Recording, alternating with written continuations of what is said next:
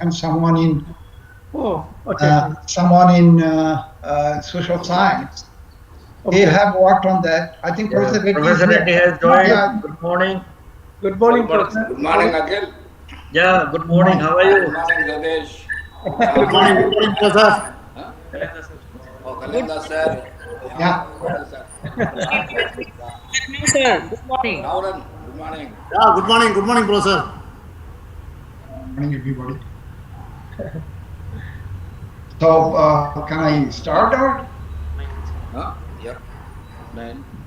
There is a need. The right time, in fact. Yeah, okay. So, Okay, good morning to all of you. Good morning to all the participants. Welcome to the second day of the program webinar. So today we are going to have our chair, Professor Akil Ahmed sir.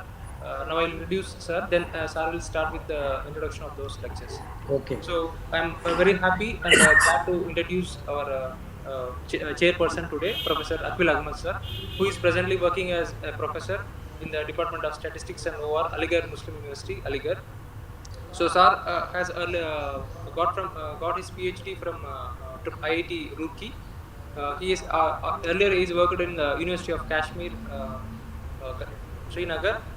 He has produced more than 12 PhDs and 90 papers published in reputed journals. He also served as a professor at Qasim University, Saudi Arabia. He organized many conferences, workshops, and refresher programs. He also delivered many good lectures in related to the statistics and SPSS in related of data analysis. Currently, he is a vice president of Indian Society for Probability and Statistics. I'm happy to welcome you, sir, Professor Akil Ahmed, sir. Thank you so much. I request you to chair the session, sir. Okay. So, I am happy to announce that there will be 2 birth centenary lectures and the remaining 3 will be the invited talks of today's morning. So now I request Professor Akil Ahmed to chair the session. thank you so much for giving me the chance to be the chair of the session. Professor Reddy, Professor Das, and other distinguished fellows. I'm really glad to introduce Professor Das, who is a great personality, a great contributor in statistics, and if I'm not wrong, he was the director of Indian Statistical Institute also. Has done a great work. Of course, I know more about him, but I will be limiting to what I have been provided through his biodata. Is brief one because the time doesn't permit to read many things about him, but I would like to give a brief about his resume. Professor Das, presently at the Indian Institute of Technology, Mumbai. He had a lot of things in his career. PhD from University of Calcutta in 1986, and he has got a lot of research and professional experience. Lot of visiting assignments, starting from visiting research professor, Department of Statistics, Texas A&M University, USA. He was the distinguished visiting professor, Department of Biostatistics, University of North Carolina, Chapel in USA. Visiting fellow, Department of Mathematics and Statistics, Carleton University, Ottawa, Canada. Visiting professor, Department of Statistics, Purdue University, Indiana. Visiting research professor, Department of Biostatistics, Washington University, Medical School, St. Louis, USA. Visiting professor, Department of Mathematics and Statistics, Memorial University, Canada. Postdoctoral fellow, Department of Mathematics and Statistics, Université de Montréal, Canada. And the list doesn't end here. He was associated with many other professional activities. Associate editor,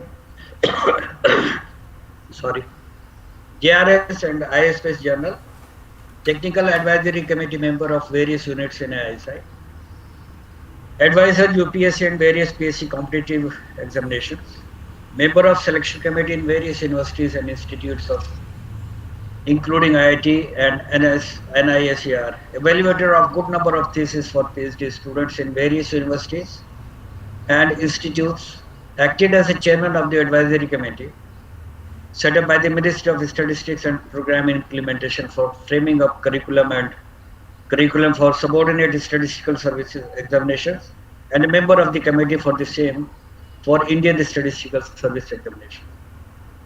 He has been a reviewer of number of journals, Annals of Statistics, Biometrics, Statistics in Medicine, Biostatistics, Journal of the American Statistical Association, JAPES, Journal of Statistical Planning and Inference, Sankhya, BMC Statistics, Canadian Journal of Statistics, Calcutta Statistical Association, and I think these are the most important journals at the world level, and he has been associated with almost all of them, and many publications to his credit. The time perhaps does not permit to speak more. It will take a lot of time more. Professor Das, you have contributed a lot. We recognize it, and really we salute you, sir.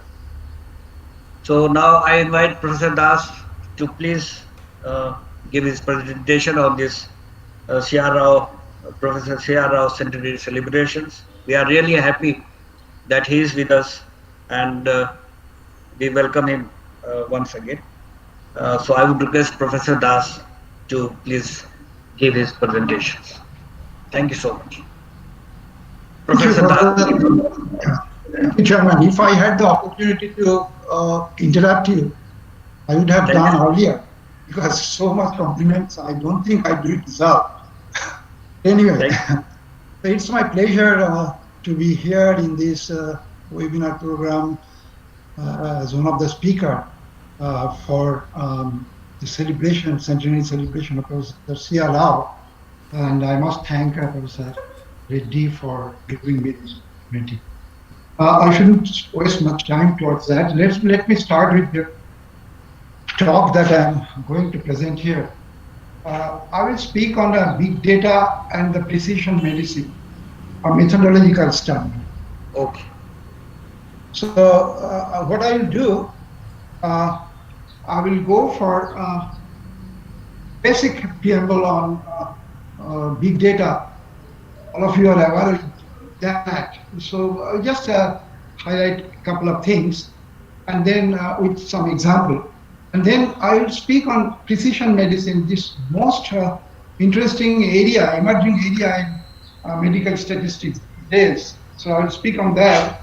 So my objective is to look for the application of precision medicine in big data, and would suggest some methodology, and then go for data analysis. We have not finished as yet, but one of my, let's say one of my students who is now working in IIM Udaipur, actually he is doing all the computational part.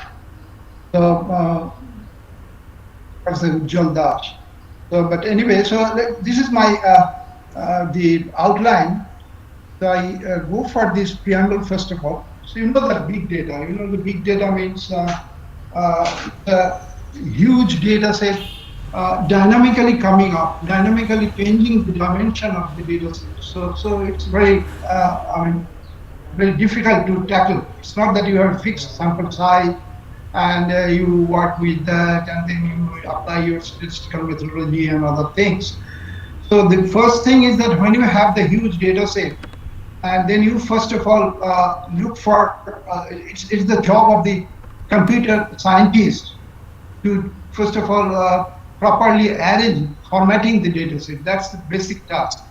And then after that, the data, I should say the data scientist and the statistician and the machine learning people, they go for that. But essentially, in the big data, the basic exercise is this. in the step 1, job of computer scientist, basically it is, whenever the data coming up, so the data manipulation is done through sorting out the data properly and then searching whether there is any missing or any other trouble or any other noise. And then matching is also very important there. Then I will go for one example that will show you the matching. And then when this is done, the job of the computer scientists are done, then you go for the statisticians and the machine learning people, they go for kind of finding that whether this kind of data set, whether they follow any mechanism. So if there is any mechanism behind that, can we, take it out and can use that for future prediction and future behavior of the data pattern. So that's the main objective of big data, as far as I understand. Okay. Now let's go for the credit card example, the credit card fraud detection. You know that each and every transaction is risky. So every time there is a chance that this is maybe this is a fake. This is a fake case. Something has been done wrongly. So this you have per minute. Every time you have huge billions of transactions being done. So the huge data set coming up. So one has to go for the efficient data handling, and that's the job of the computer scientist. They go for handling the data in proper ways, the sorting out, and then they go for matching also. That the concept of matching comes up because the transaction is being done for a particular individual, whether this is matching with the previous transaction of that individual or not. So this kind of matching situation is also pretty important there. So in order to look for that, whether there's something wrong in the transaction or not, right?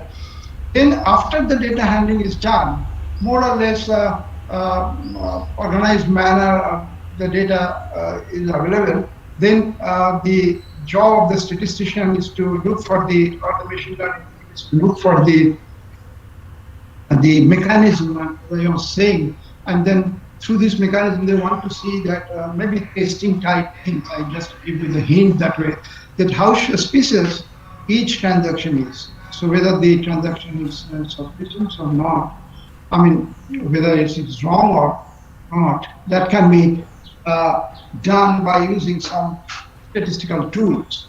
Okay?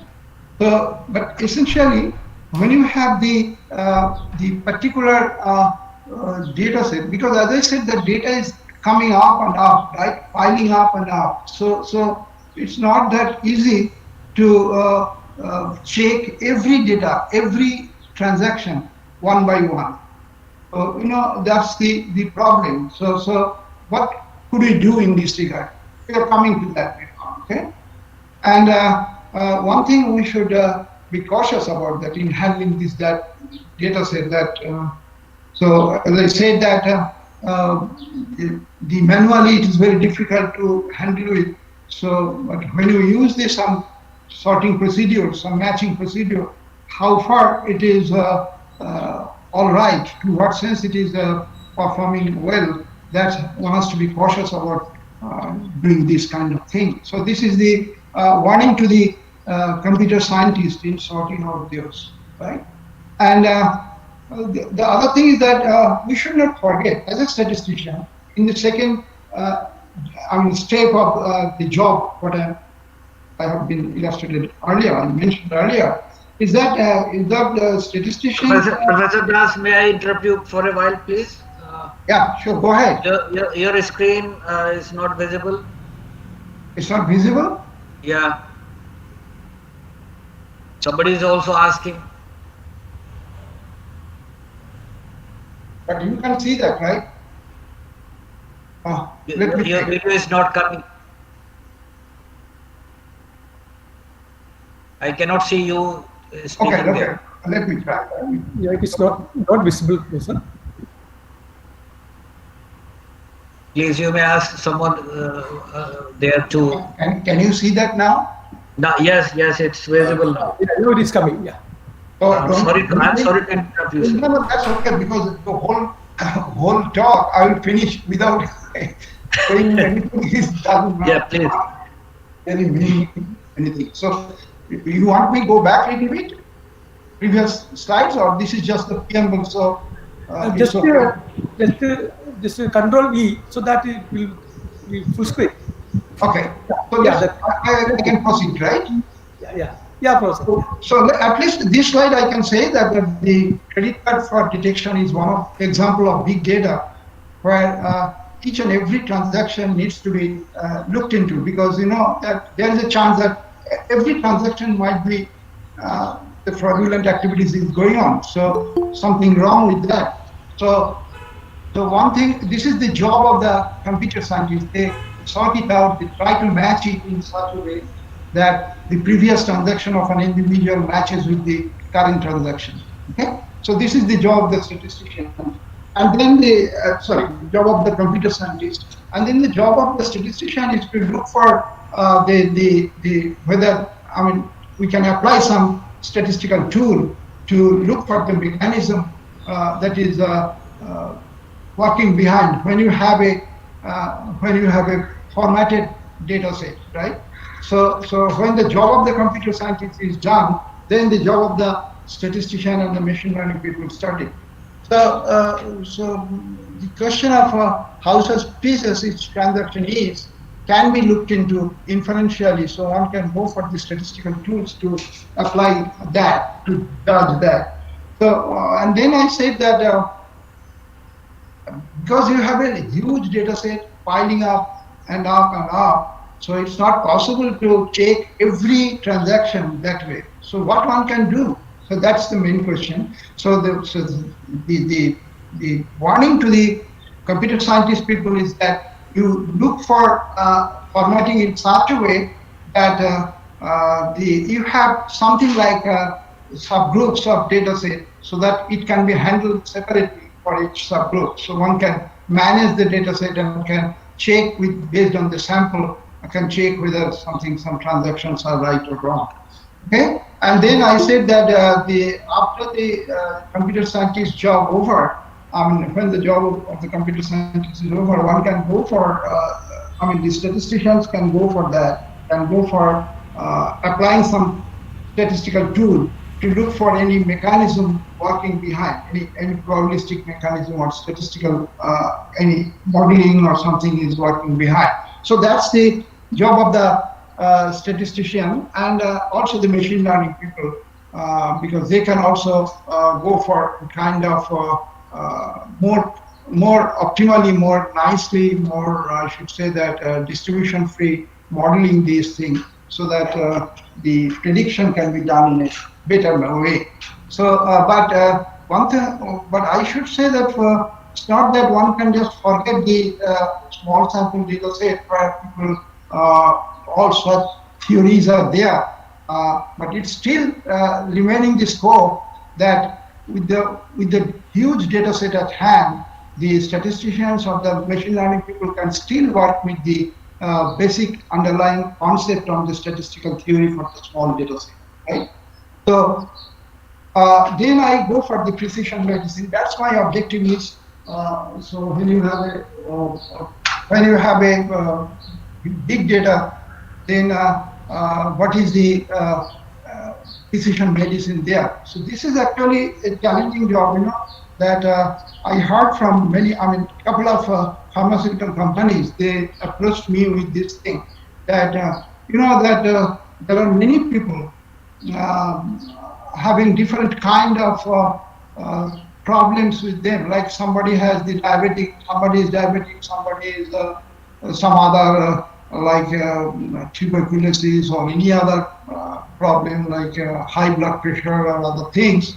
So is that the same dose, same medicine is working nicely for everybody? So in terms of the recovery, whether the same dose of a medicine is fine for everybody or not. So, but mind it that this is the precision medicine or the individualistic medicine approach, right? So for every individual, I'm looking for whether any particular individual with this kind of problems, like the high blood pressure or some other problems, is really acting, promptly responding to the dose of the medicine that is given to him or not. So that can I think of, the company is interested in, can I think of different doses of the medicine, and can I think of like a kind of cluster of people who has the similar type of the behavior or the pattern of the disease status, and so that I can fix it up that, okay, this dose is particularly suitable for this cluster or this subgroup, right? So this is the individualistic approach that we can think of. And so basically what I say that the customization of disease treatment is very much important here. Okay? Excuse me, someone is interfering through presentation. VK Reddy, I think. Vasama Reddy. Yeah. What happens? They said that you are no longer presenting.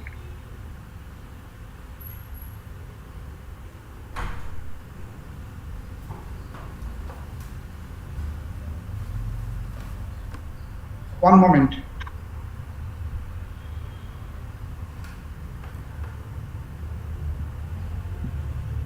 Yeah, You see that? no, yeah, now. Yeah, now okay, it is sir. Now coming. it is okay, sir. Yeah, Sometimes it is going out. Continuous. someone has interfered. That someone has presented. That is problem. Oh, okay. Now it is coming. Now it is coming. Yeah. Now you command Control E so that it will be full screen. And okay, please continue, person. Okay, fine. So Please continue, sir. So what I'm saying that every individual is different in the sense that with respect to the genetic status, with respect to the environment, with respect to the lifestyle or the diet the person is having. So this way, the individualistic requirement is very much in need, right? So then I would go for the longitudinal data, because the companies are interested in that way, that the data set coming up over different points of time for every individual, like somebody is looked over for a period of time, right? The first week, like then the second week, then the fifth week, like this way. So the data set is coming in a longitudinal manner. So this is how the things are becoming complicated. You have first of all, the big data set. We'll be coming to that later on. Then you are looking for the precision medicine approach, the individualistic medicine. You need to determine the dose for a particular individual having a certain kind of genetic status, or the environment status, or the food status, food habit, or other things. And so then they are observed. Every individual is observed at different time points. So that's the longitudinal issue comes up. And I frame up a kind of a non-standard longitudinal model. Usually people do not do that. There are a couple of authors are there, like Lawton and then Altman. My friend Altman is there, and I have done also some work in statistical methods in medical research with some Brazilian people there. But anyway, so these are different type of longitudinal model I'm talking about. But all the data pattern are shaped in brilliant, in the sense that I can show you one slide. Can you see to that? New slide? No? Like three graphs? Yeah. Slide is visible, no problem. Slide is visible. Your slide is stationary over there. It is stationary. And also you please put a full screen option is better. Control E. Control E? Yeah, Control E. No, that goes different way. Control E. E like elephant, right? Yes. Yeah, elephant. Yeah. But it is not working that way. It shows the Whether previous slide. View. You go to the view, left side, file edit view. There is view. You. Yeah. Left top.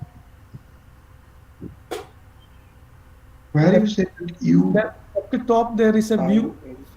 Sir, in the File edit. file view is edit there. view, sir, menu. Menu. I cannot see any you here. I mean, where you are saying in the screen? No, Yeah, sir, screen is visible. No, sir, Yeah, in the but top. I just want to show you the just figures. That's it. I don't want to go for that. I mean, I will go for the original slide back again. But is that if you can see that slides, I just want to make sure that you can see the slide here. Now it is see the longitudinal setup. That is. Yeah, that's what. Yeah, that's okay. Yeah, only the 3 figures. Is it there? No figures there. No figures. Oh, okay. Yeah. So that's why you are saying.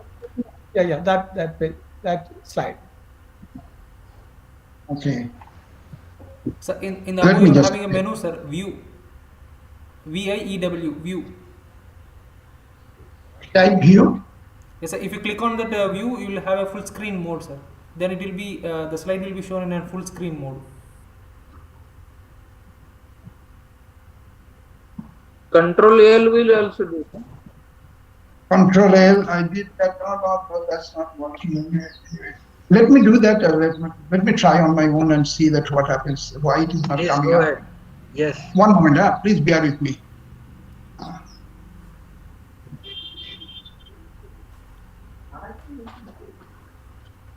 One moment.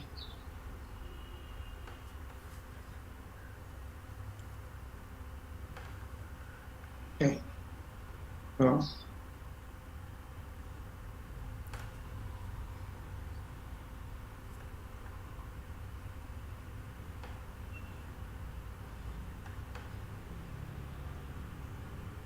I think I can show you now.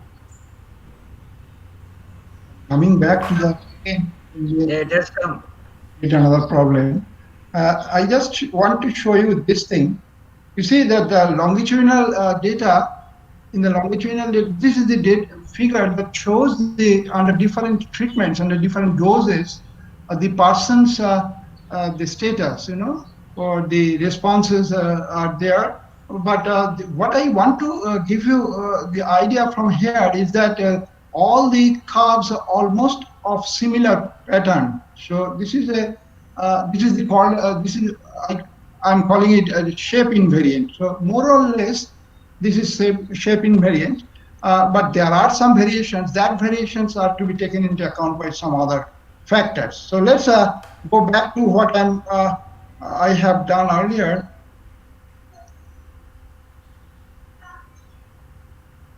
One moment. Very difficult to go back again and then. I don't have that kind of problem while teaching online, but I don't know why it is happening here. Coming back here. So they said that for the longitudinal modeling, I am going to go for the shape invariant curves. What is shape invariant curve? Is that you have the responses of an individual. What kind of responses? I mean, usually continuous type responses I'm talking about, but one can go for the discrete type responses. One can manage that accordingly. So here, what I'm going to do is that I'm going to consider this model like alpha naught I plus this. You can see that equation 1, where mu naught is the shape invariant function. So this is the function of the time, where again this kind of beta naught I plus exponential beta 1 I, that part is coming with Tij. So the time point is a function, some nonlinear function of mu naught, and that function has to be estimated because for different individuals, different pattern is there.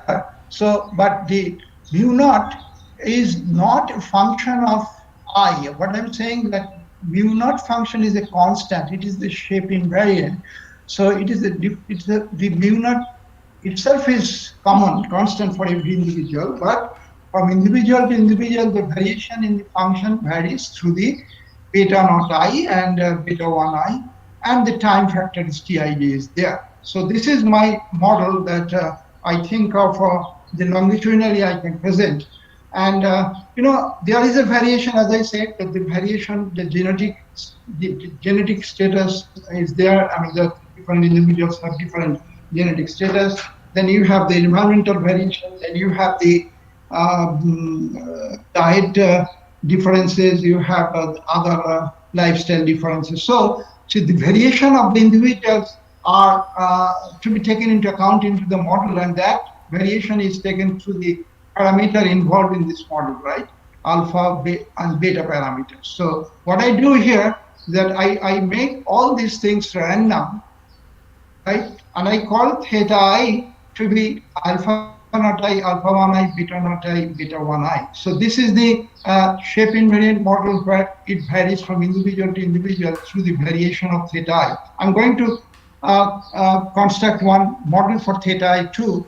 And now this is the disturbance part, the noise part. So whatever the disturbance this part is not capable of covering, this noise part is taking into account this extra disturbance, right? So then we go for modeling this thing. I write that over variation over J from 1 to Ni. Like somebody is observed for 4 days, somebody is observed for 5 days, somebody is observed for 7 days, like this. So Ni is the number of days for the ith individual. So I write that in a vector form. So your Yi is something like that. And I express this according to the vector for mu naught. And then I incorporate this theta I as the fixed effect part. The fixed effect part means here all this of the covariates that are to be taken into account. And apart from that, the variation, random variation from individual to individual. Yeah. So this is basically the modeling part of theta I, and Yi is a function of theta I through these alpha naught I, alpha 1 I, beta naught I, and beta 1 I. All right. So this is my model, and we must recall that our basic strategy is to provide a personalized treatment. So that actually gives you which dose is optimum for which particular individual.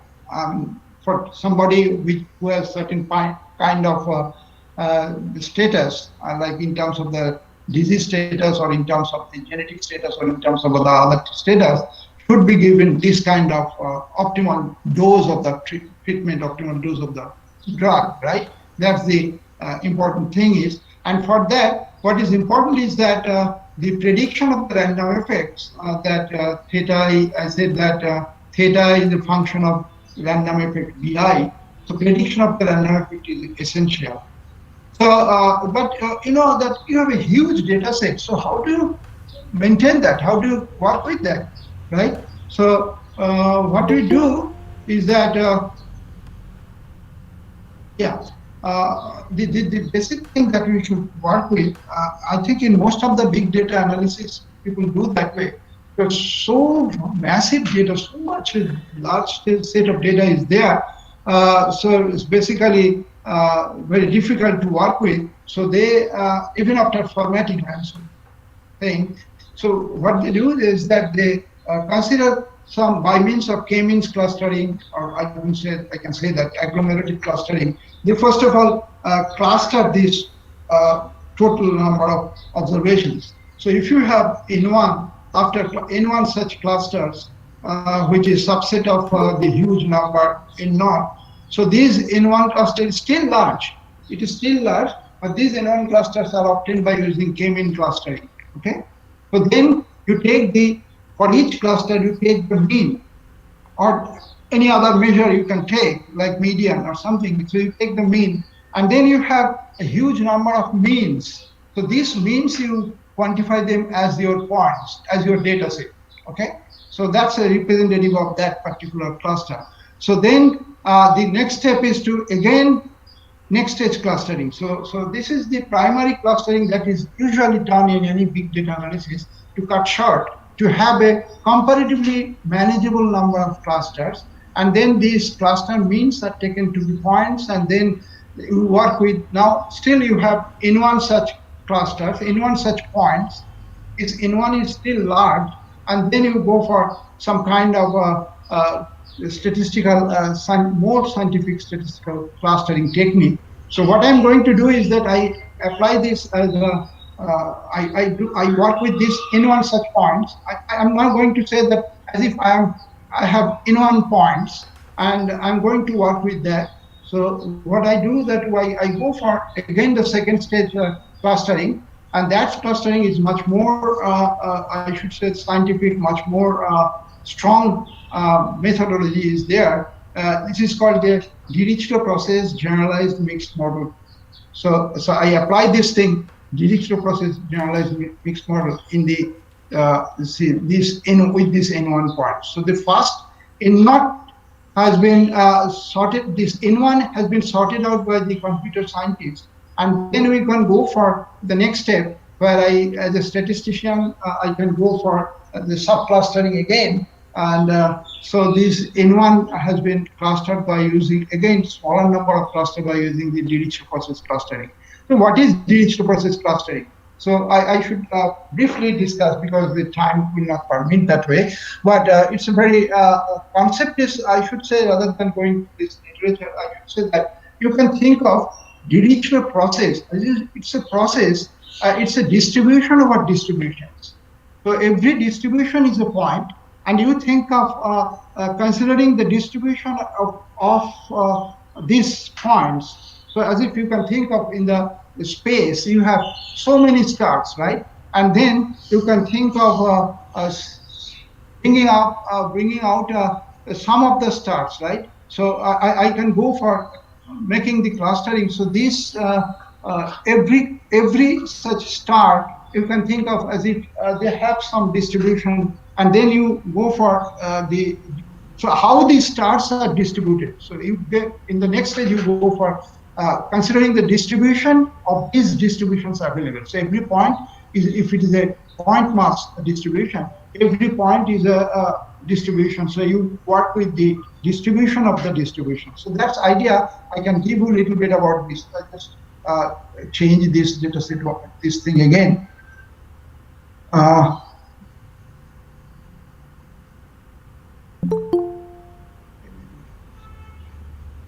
Again.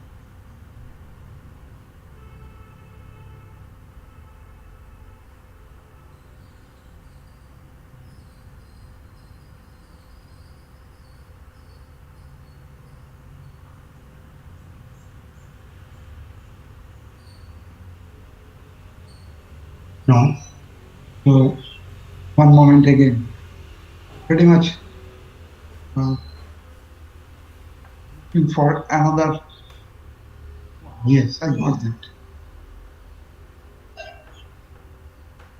So I'm just giving you a little bit idea about the Dirichlet process procedure, mixing procedure. So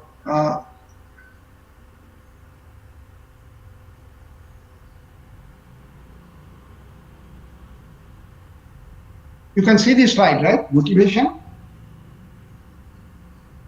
Can you see this slide? Motivation. Yeah. Okay. So you can see that. Okay, fine. I'm happy that you can see. What I'm saying is that you have, suppose you have the data set, right? And the points are distributed in such a manner.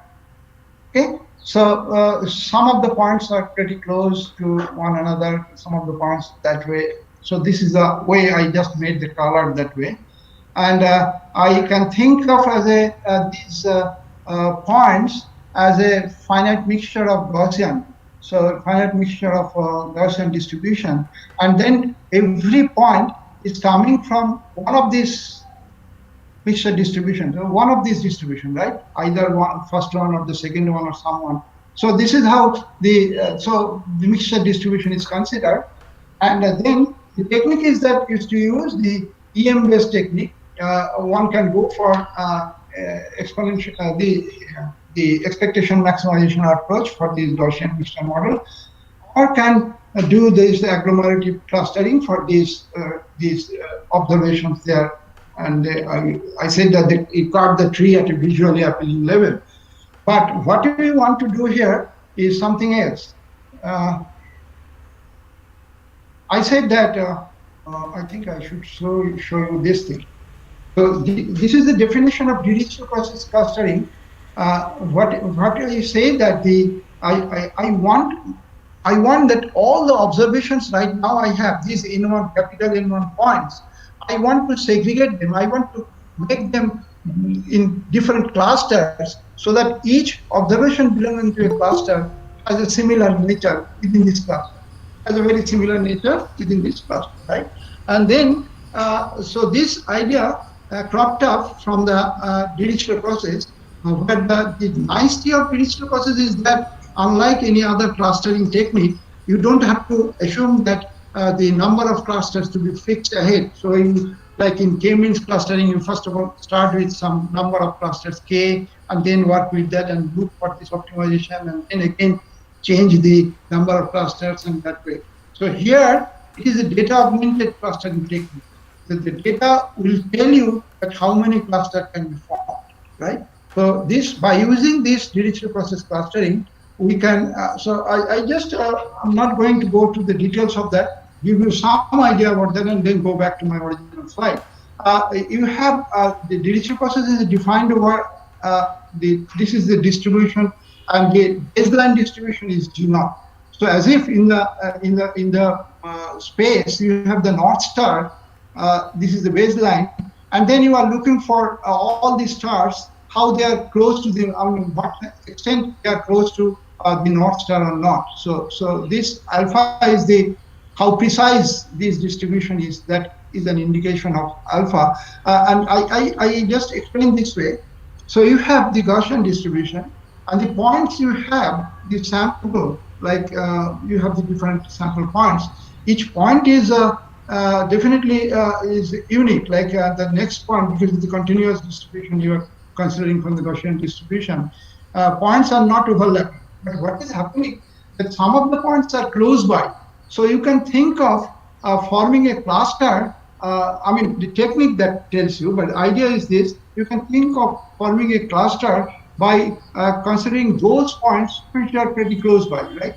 So for each cluster, you can think of certain mass attached to that. So I'm thinking of now a discrete distribution over the baseline distribution G0. So distribution over the existing continuous Gaussian distribution. So these points are all the points. This indicates that you have different subsets of cluster, right? And the clusters having certain probability of occurrence. This is the probability of occurrence. So that the points are basically coming from the normal distribution, but because they are staying in a same cluster. So what is the probability that the cluster will appear, or what is the probability that the cluster will appear? This is how this Dirichlet process distribution, this Dirichlet process is defined, right? So essentially, we are emphasizing on the infinite number of mixtures of distributions with the probability mass point there. So this is the general definition. And now what is happening is that if you have different precision parameter, you can see that if alpha, because here alpha 1 is greater than alpha 2, so as it is less, alpha 1 is less precise, so these points are less, more scattered. But when you have alpha 2, it's more precise, so these are more closer to one another. So with this idea, I go back to that. I'm not going to go for the theoretical part of that. It's a different issue. But I go back to that.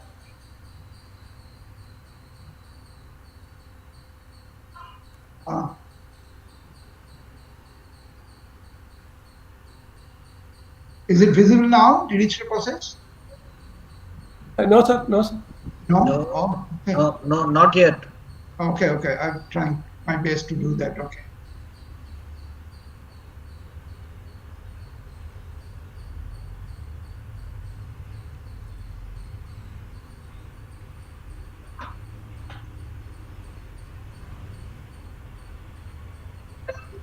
Yes, it has come.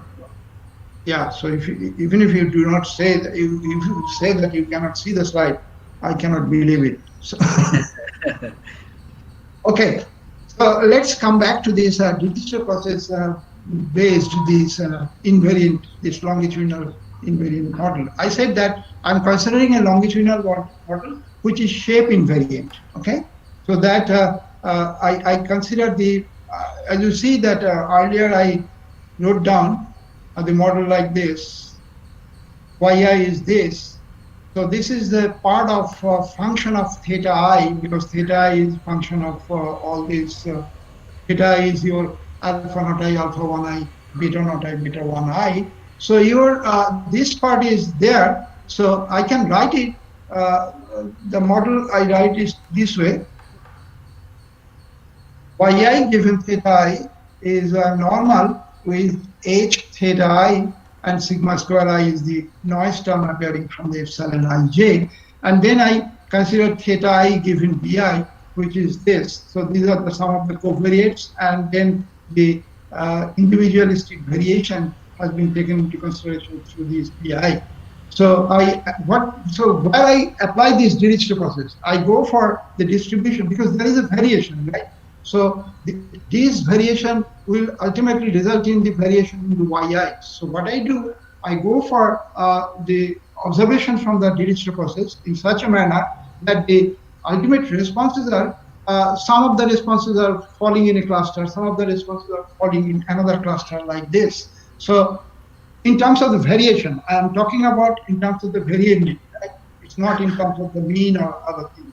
So there are so this is how the clustering has been done by using the Dirichlet process procedure. Now, the another job is done, almost going to complete my methodology part. But another thing is has to be looked into account that this is mu naught I, is h theta I has been defined as this, mu naught I. This is the nonlinear functional form. It depends on, because longitudinal variability, when you look for this data set, it's not really linear.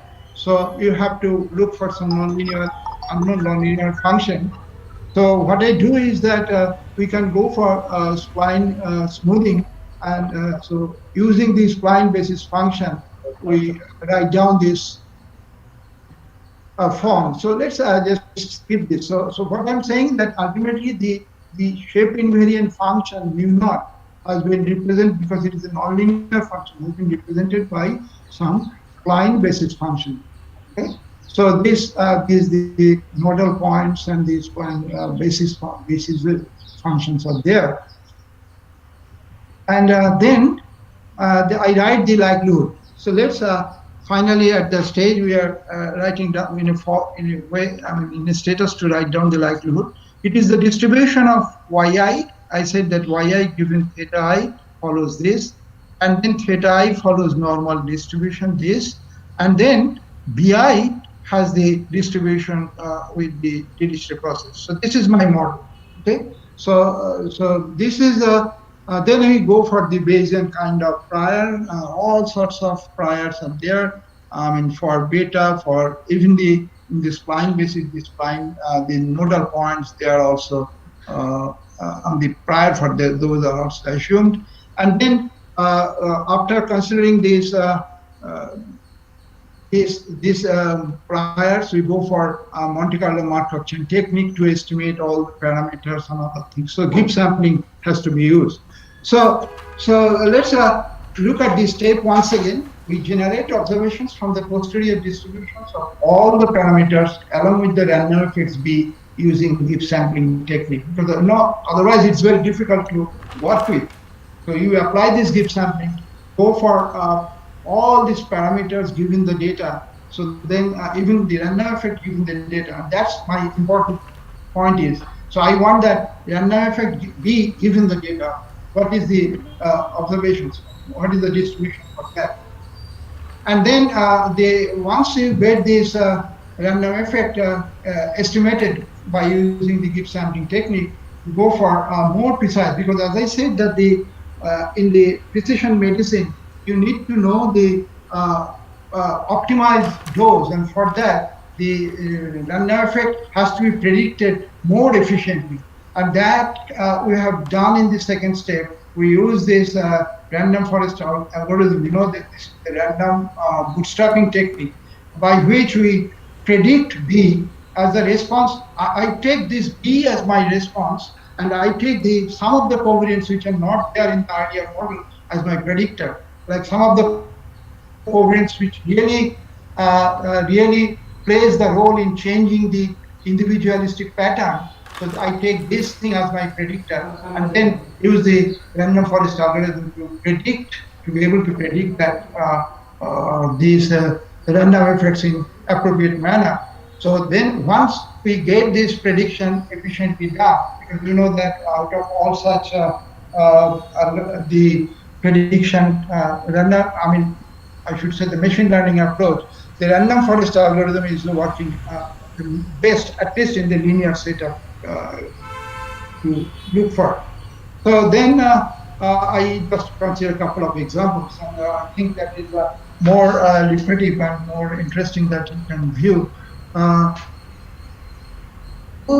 This is the Harvard AIDS clinical trial group. The data set you have, I should consider there are, I know that there are how many data I can tell you. Just one moment. Yeah. I think 7,000 something of data set, but I cannot see that here. But anyway, so the patients are, HIV patients are considered.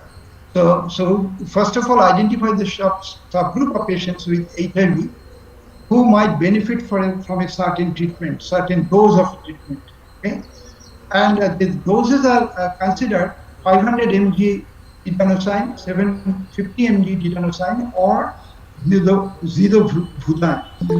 So these three treatments are being applied, and the patients are observed over several weeks at the baseline, at the just arrival, and then after second week, then after 8 weeks, and so on.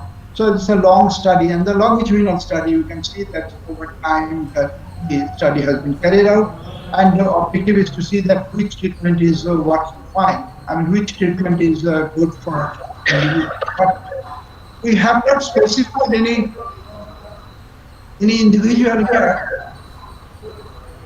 So so objective is to see that which particular treatment, which particular dose will reduce the CD4, will increase the CD4 cell count. For the HIV patients, CD4 cell counts decreases. So the objective is to increase the number of CD4 cell counts. So that's because this is an indicator of the immune system is going up and up, right? So which particular dose is important? So this is from the just fixed effect model, it cannot be really found out. One cannot find this.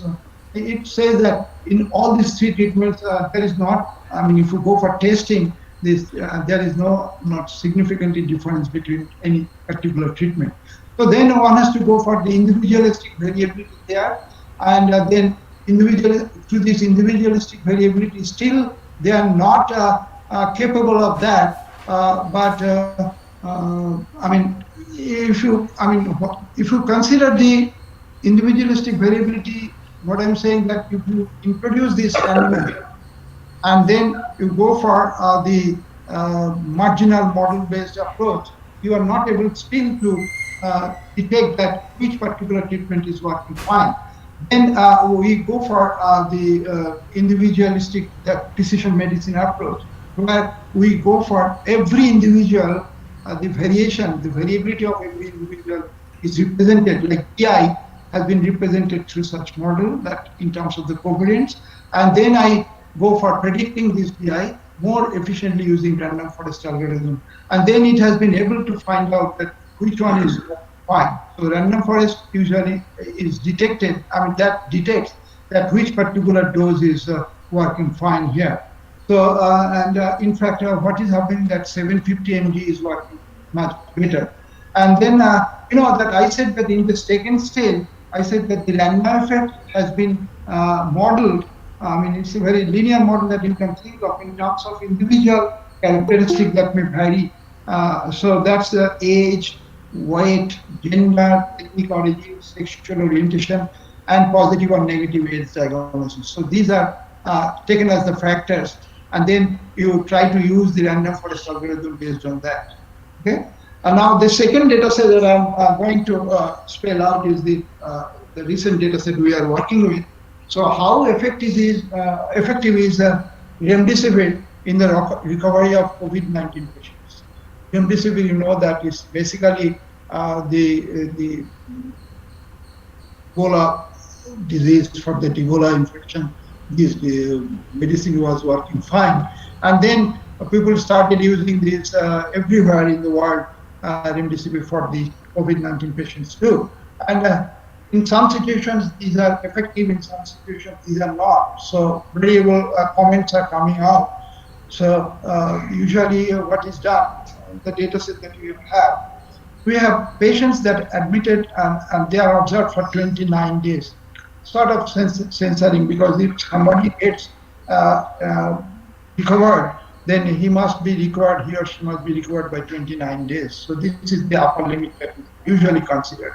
And then the objective is to consider the remdesivir control or remdesivir with different doses with control, and the baseline measurements in the previous model, in the original model, YI model, the baseline measurements are taken as the patient status, like whether mild, moderate, and severe. I mean, so then the WBC count there, and the covariate is time independent, is age, gender, dose of remdesivir, and other things. And there are some time dependent changes like platelet level, hemoglobin, creatinine level, glucose level. All these things are variable from individual to individual. So what I'm saying that when I go for the first stage estimation of the fixed effect parameters and other things, we would, and also the random effects prediction, then we would consider the baseline measurements and covariates that is there. But when you go for again modeling this PI, the random effect component, then using the random forest algorithm, then you go for this kind of individualistic variability of the factors that work. So based on that. So Professor Das, please try to conclude, please. I think this is my last slide. Okay. Okay? Okay, please. Yeah, I'm looking for the watch also here. It is 9:58, so 2 minutes at least on left. So what is our plan here? We identify clusters of patients based on a nonlinear longitudinal model with some of the covariates using DP-based clustering technique. So I'm just giving you the summary of what I discussed throughout, and then in the context of COVID-19, what I'm going to do is that I identify clusters or groups of patients based on a nonlinear longitudinal model with some of the covariates using DP-based clustering techniques. Concentrate on a specific cluster and go for estimating the fixed effects and random effects. So for a space, so I fix up any cluster, and then I go for looking for the fixed and random effects estimation. So I forget about the other clusters, right? And then I try to look at that particular cluster. So this cluster having a patient of the similar type of nature in terms of their disease status, in terms of other issues. So we look for a fixed cluster there, and then I use the random effect prediction in terms of, as I said, that random effects is predicted in terms of the platelet count, creatinine, glucose level, and other things. And then based on that, I predict it optimally. Okay, so optimal clustering is there, and then so the random effect, the booster, what I'm saying, the random forest algorithm applies there.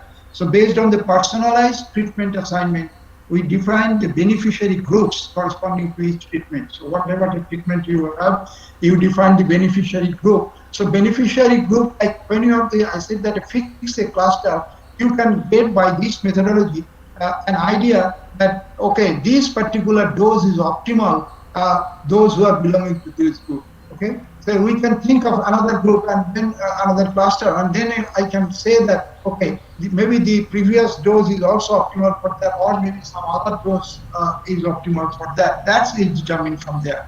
So once we divide the test data in the beneficiary subgroups in age based on our prediction model, time to recovery are the lowest of patients. So I'm looking for that those patients who are in the who are admitted to the hospital, whether somebody is recovered before 29 days, like in 10 days or 15 days or 20 days after application of this particular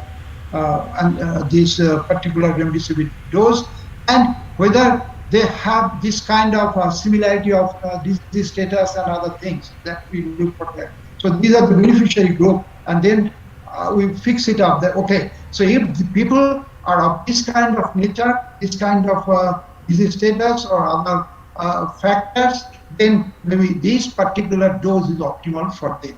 Okay, so that's what I wanted to share with you, and thank you very much for giving me this opportunity. I mean, I must thank you so much, Professor Das, for enlightening us on this very, very informative statistics. What we are looking for from the statisticians, that the models will be used to predict when this COVID-19 will disappear. Statisticians have got the chance to be recognized now. Many people are interested in and they are doing a lot for developing the vaccine, but the statisticians might predict when it will disappear. We will be applauded a lot, and what you have been doing, this is in the same direction. So thank you so much for delivering a nice lecture, Professor Das. I am really grateful to you. Now we can go only for one question if somebody is looking for, because of the time constraint. If somebody has got only one question is allowed, please. If somebody has to... Hello, yes. This is Balakrishna from Cochin. Yeah, Bala, go ahead. I can see you. Welcome. Nice to see you, Professor Das. So, just one query. How do you get this data,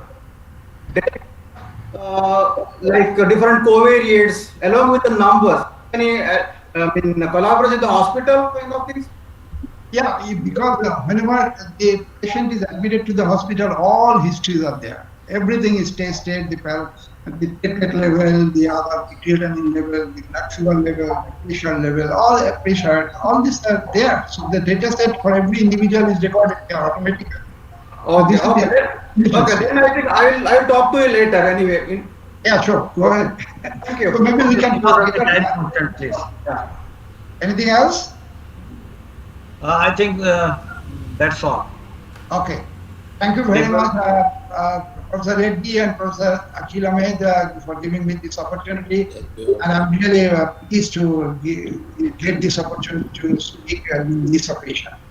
Thank you so much, Professor Das, being with us. Okay. Thank you. Thank you, sir. Thank you. Thank you, sir. So we will have another lecture to be delivered by Dr. Venkatramaniya S. And it gives me great pleasure to introduce him to you. Dr. Venkatramaniya earned his PhD degree in Operations Management from Anna University, Chennai in 2001.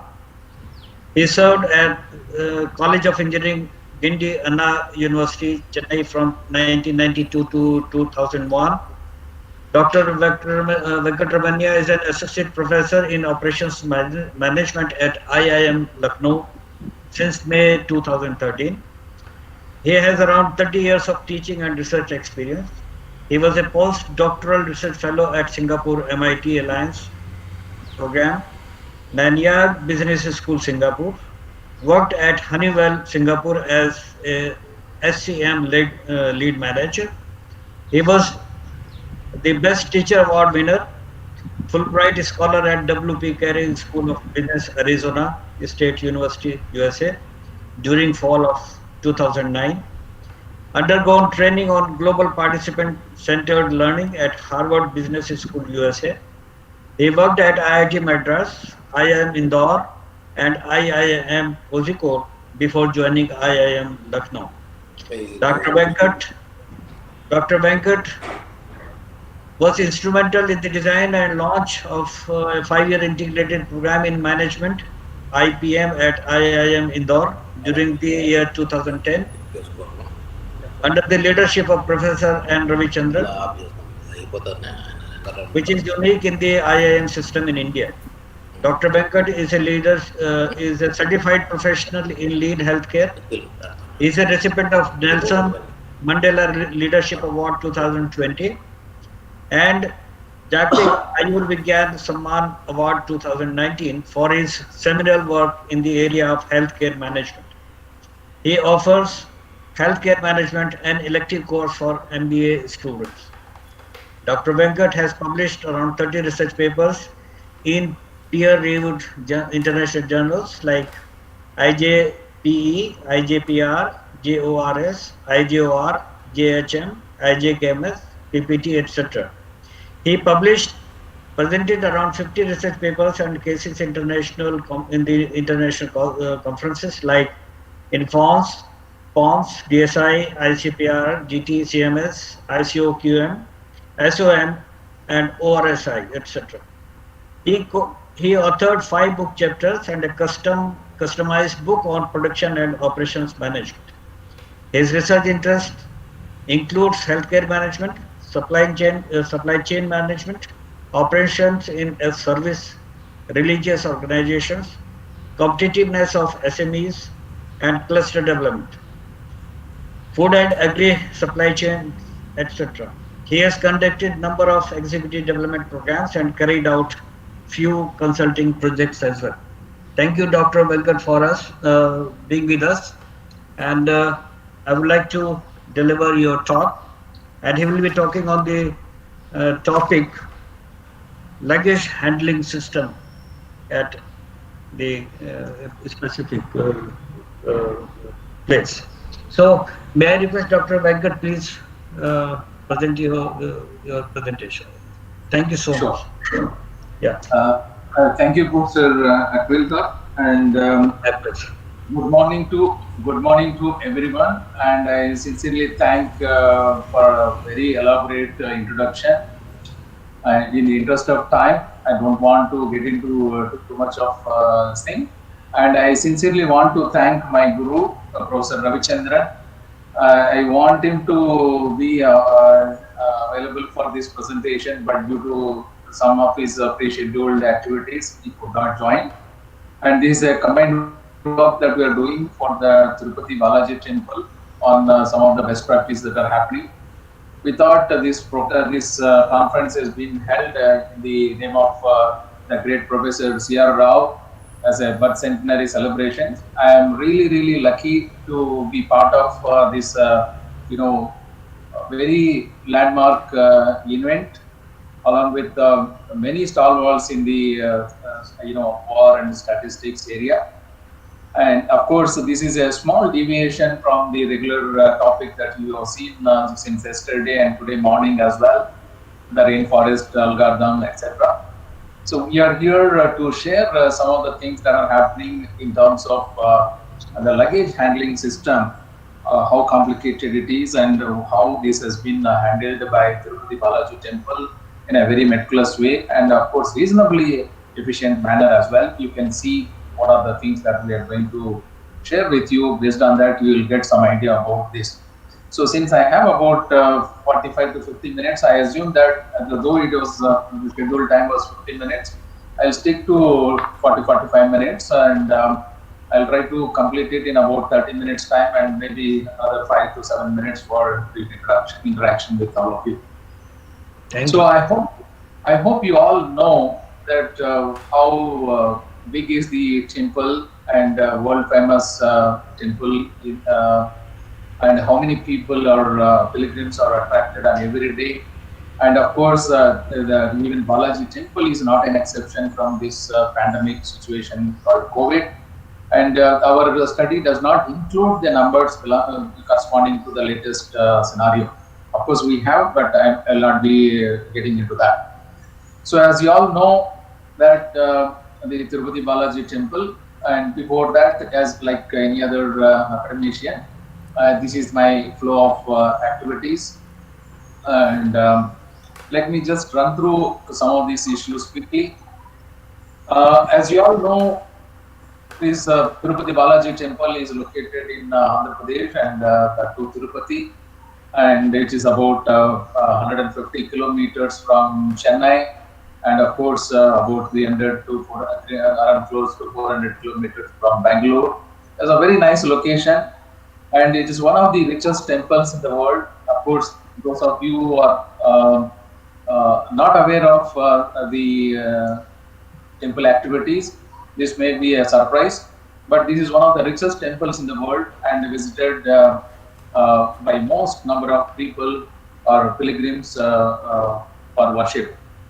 And of course, if you look at the numbers of late, the recent numbers, of course, these are all based on our own observations from the statistical data that we have collected. Nearly about 75,000 to 1 lakh people, 1 lakh pilgrims visit a day. And sometimes during special days like Vaikunta Ekadasi, New Year, Brahmotsavas, and other Radha Saptami and things like that, the number of pilgrims will touches about 1.5 lakhs. During Brahmotsava time, as high as 2 lakh people also will visit the temple. And these numbers in the last 5 years is the typical evidence of the number of pilgrims. And of course, you may be surprised to see this 2018 and 19 numbers. They are slightly lower because there is a loss of data about 3 months in 2018 as well as 19. Otherwise, it is close to 26 million every year.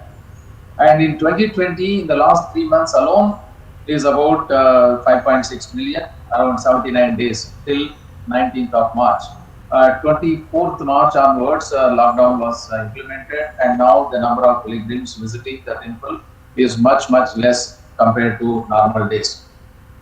And of course, you also see a lot of services have been extended by Tirupati Balaji temple. Around 70% of the pilgrims who visit to also take this free meal service.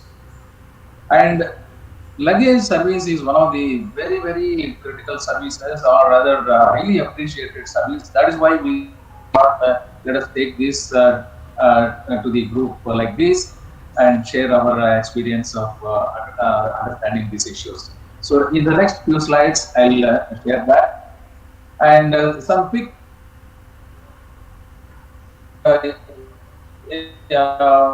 you may be surprised to know it is almost like 100 multiple departments, admin departments exist in Tirupati Balaji temple. It is almost like a mini state government. It is like a secretariat. You will find almost all departments which you can see in any state government secretariat. And the latest budget of Tirupati Balaji temple is about 3,100 crores. And there are about 14,000 or close to 7,000 plus permanent employees, and double that amount of workforce has been on contractual services, including luggage handling service is handled by outsourced service personnel. And the total number of employees is about 22,000, etc. And for your information, the amount of water that is being consumed in the temple is as high as 800 million gallons per year. And of course, there are also reasonably about 4 dams are available for water supply, etc.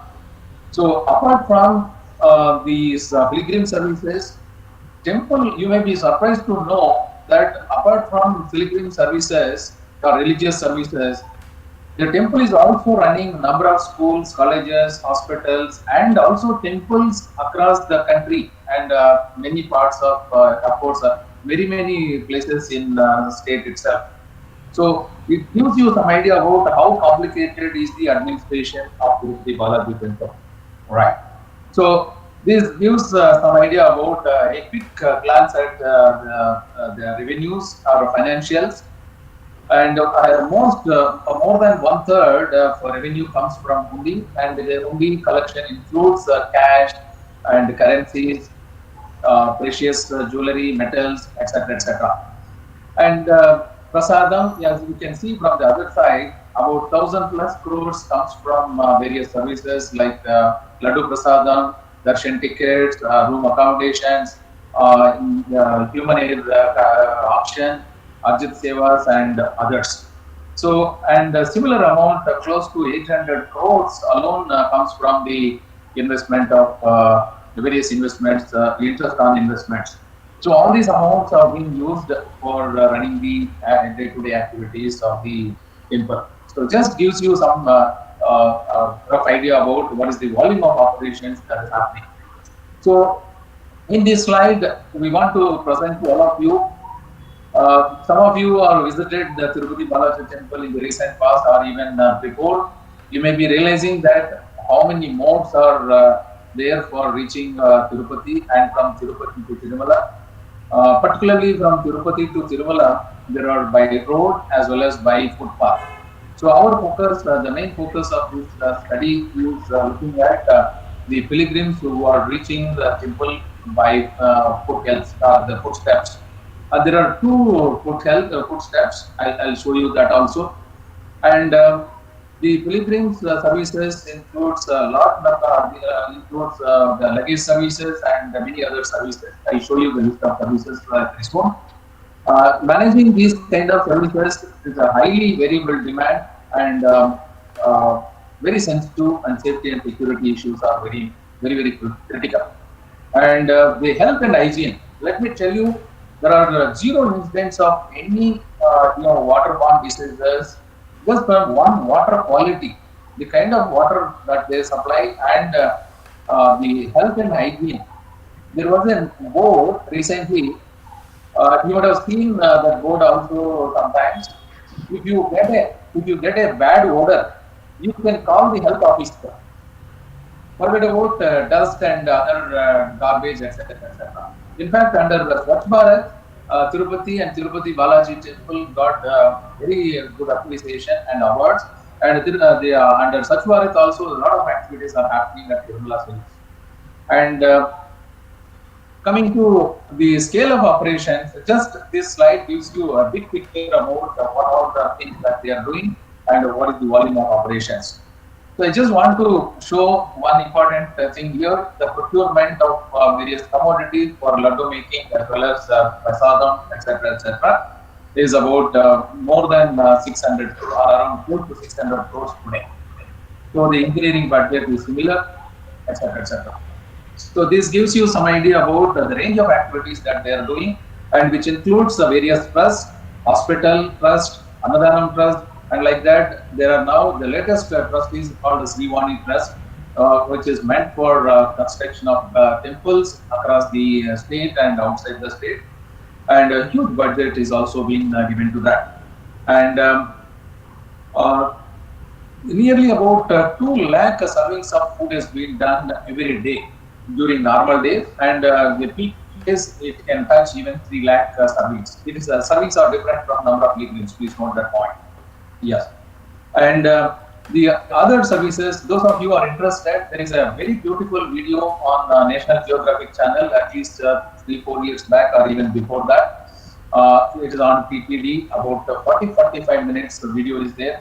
Those of you who are not aware of the Tirupati Balaji temple operations, you can look at that video and you will get a big picture about that. There are also a number of case studies that have been written by both Indian professors, particularly Professor Ramachandra and some of his colleagues. And of course, I also have written a small paper around that on waiting line management. So here, if you see the pre-meal service, darshan services, the Kalyanakata services, laddu production and laddu distribution. Now you can see the last bottom photograph, which is the new luggage handling system. This is what we want to convey, that there are a lot of services that have been evolved over a period of time. The luggage services is one of the very significant services which is got the good appreciation of a lot of pilgrims as well as the policymakers and others. So Various services offered, as already mentioned, transport services, baggage transfer, transfer centers, accommodation, darshan management, and the souvenirs like calendars and etc. etc. I hope some of you may be knowing that very beautiful calendars are also started coming nowadays, and many companies are also taking these calendars and making it as their souvenirs and etc. So it's a very interesting thing.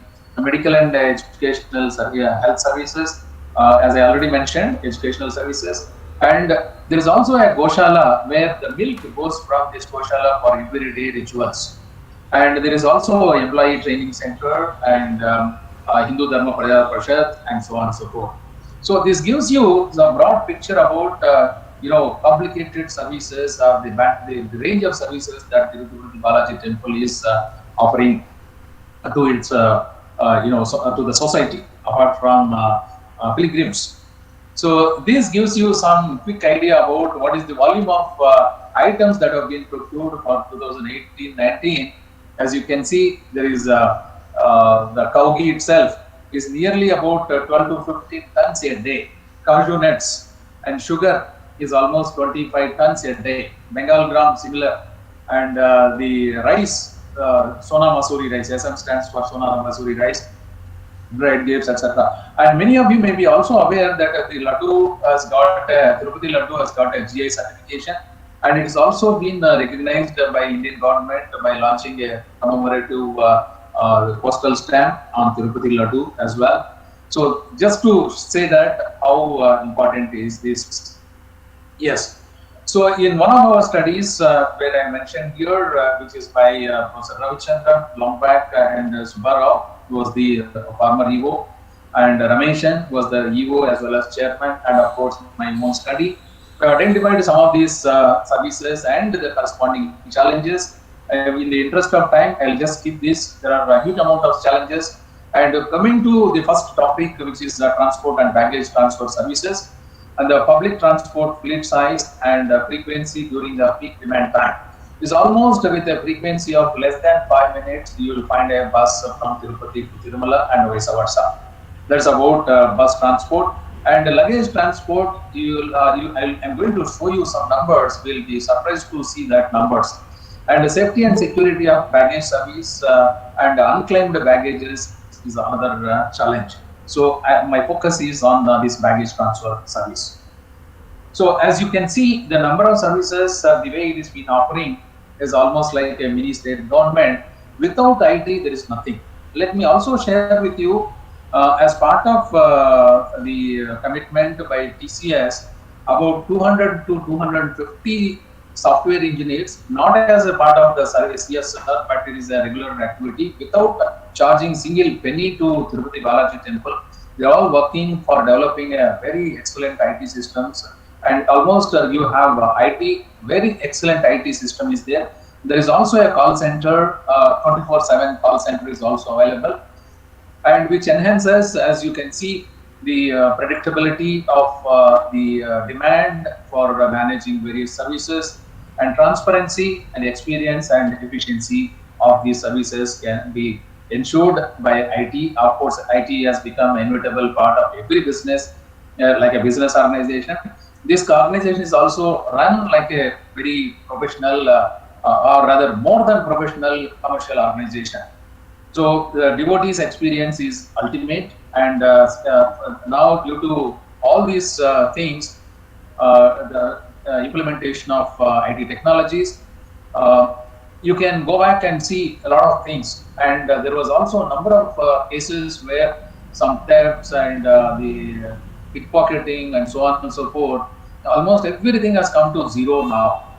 All such unwanted incidents. There is a command control center now. I think more than 3,000 to 4,000 video cameras have been installed across the entire Tirupati area, and many critical points from Tirupati also is connected. There are a number of cases. If you are interested, please visit the YouTube and website. You will find how the vigilance department is able to nab all sorts of unwanted or the safety and security issues. And almost all operations have become a smart operation. I would even call it as it's not only a temple, it's a smart temple. through using these analytics for decision making. That's what our focus is. So this gives you some idea about which this is a repetition of the slide which I already shown in the first slide. So I will skip this. So I want to just show that the demand for pilgrim services is increasing year on year, or almost settling at a particular level, because that is the peak one could see. Yes. So in this slide, of course, though this data is a little old on a continuous daily data of about 3 years, we have plotted just for the sake of better picture. Except a few days, the remaining days around 2010 to 12, 9, 10, 10, 11, 11, 12 kind of scenario. So where it was touching about nearly about 30 to 60,000, minimum was about 30,000, and somewhere around 60,000 was the peak. And some peak times it goes up to lakh plus on a daily numbers. So on the daily wise, you can see the huge variability. Similarly, if you look at the weekly pattern is like this. And again, in the weekly, as you know very well, that as the number of periods or the period length is increased, so the variability can be seen as lesser. And this is the picture about the monthly figures. So again, there are months where the peak is May, June particularly, and September, October, and followed by December. The lean season is the February. Lean season is February, part of March because of exams of the children and so on and so forth. So this is what is the pattern of the footfall of pilgrims on monthly basis. I'll just show you these the few months just for a typical understanding of the complexity or the variability to understand, since the conference is also on a data science, etc. So look at this very quick picture, that the number of pilgrims on January, February, March is one side, and April, May of the same year. The April-May time period is the most critical, where the holiday season and the demand for various services is huge and highly variable. The weekends are the particularly very typical. This is what is the monthly distribution. And the last part of this slide, number of pilgrims during the Jan, February, March, and of course March till 19th of March.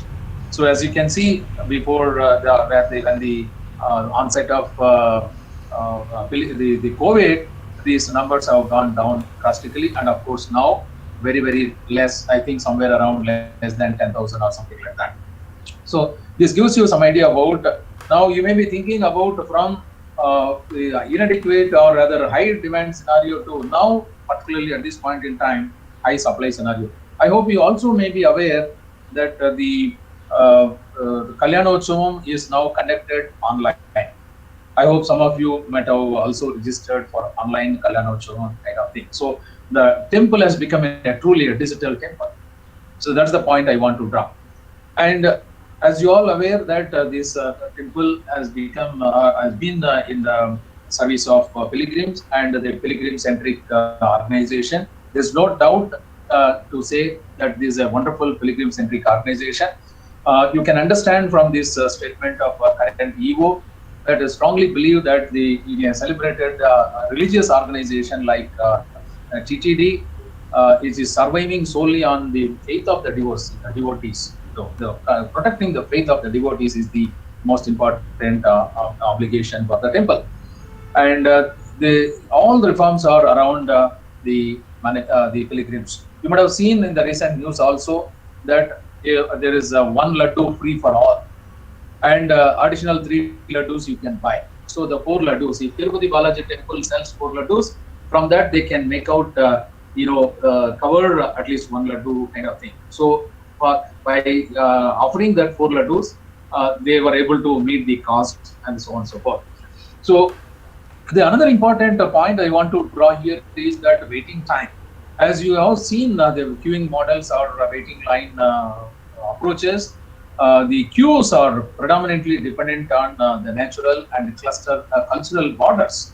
So these are some of the literature support to know that the queuing is a function of many things, including culture.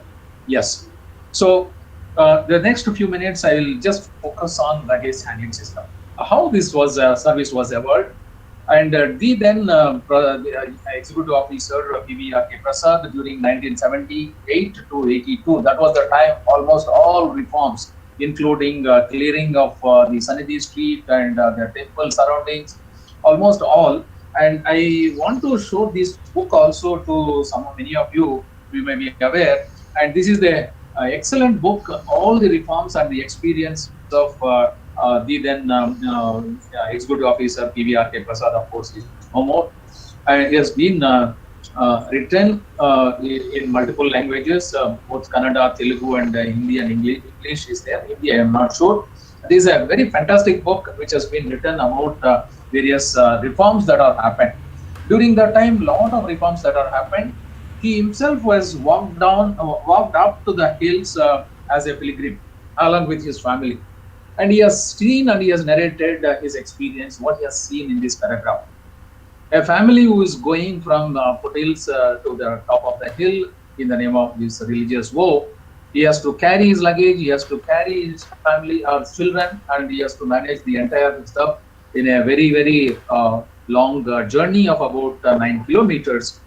And you want to create a good experience of these pilgrims.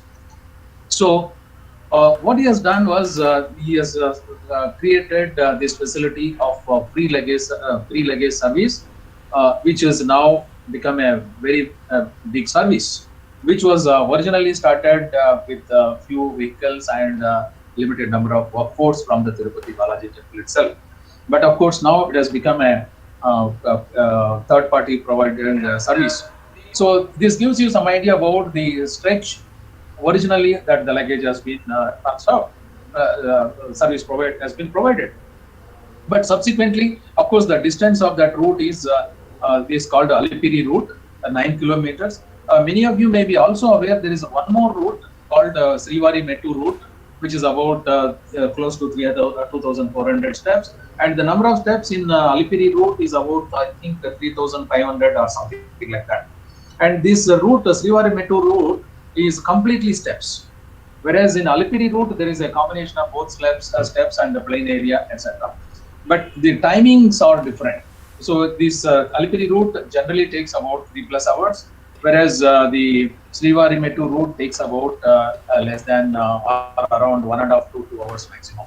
So this is the two routes originally, and of course the luggage services have been provided at multiple places, nearly about 14 places, and 14th place is the delivery point, and of course there is a dedicated delivery point, and many other places are also both collection and delivery also happens. The problem that we are trying to look at here is the number of pilgrims visiting the temple is increasing day by day, and number of pilgrims who are using the footpath has increased significantly due to special entry darshan, special entry for darshan and special laddu, and the waiting time is more predictable. They have a priority, etc. And it has become a very big challenge for the TTD administration, of course, to the extent possible to the to pilgrims as well. So the luggage handling due to increasing safety and security, operating costs, and infrastructural requirements. In order to provide the acceptable solution, the proactive TTD administration came out with an innovative approach of handling this. Of course, you could see a lot of IT systems have been used, and it has been the service provider has been selected on competitive bidding, and a lot of infrastructure has also gone into this, and the manpower nearly about 700+. I'll show you the big numbers. The objective of the whole the luggage handling system at the temple is to provide convenience to the pilgrims and handling the luggage safely and carrying from different points, and to provide support services to pilgrims who are visiting the Tirumala temple without predominantly these services being used for those who are those who do not prefer for accommodation or not available. Accommodation is not available for them, and the items handled includes your sandals, and sometimes if you see if you happen to see that and the bag that is carrying the to safeguard your sandals is much costlier than the sandals itself. So the handling of the chappals or the footwear itself is a big issue there. Yes. So almost all items which are not allowed inside the temple is now being handled by this luggage service.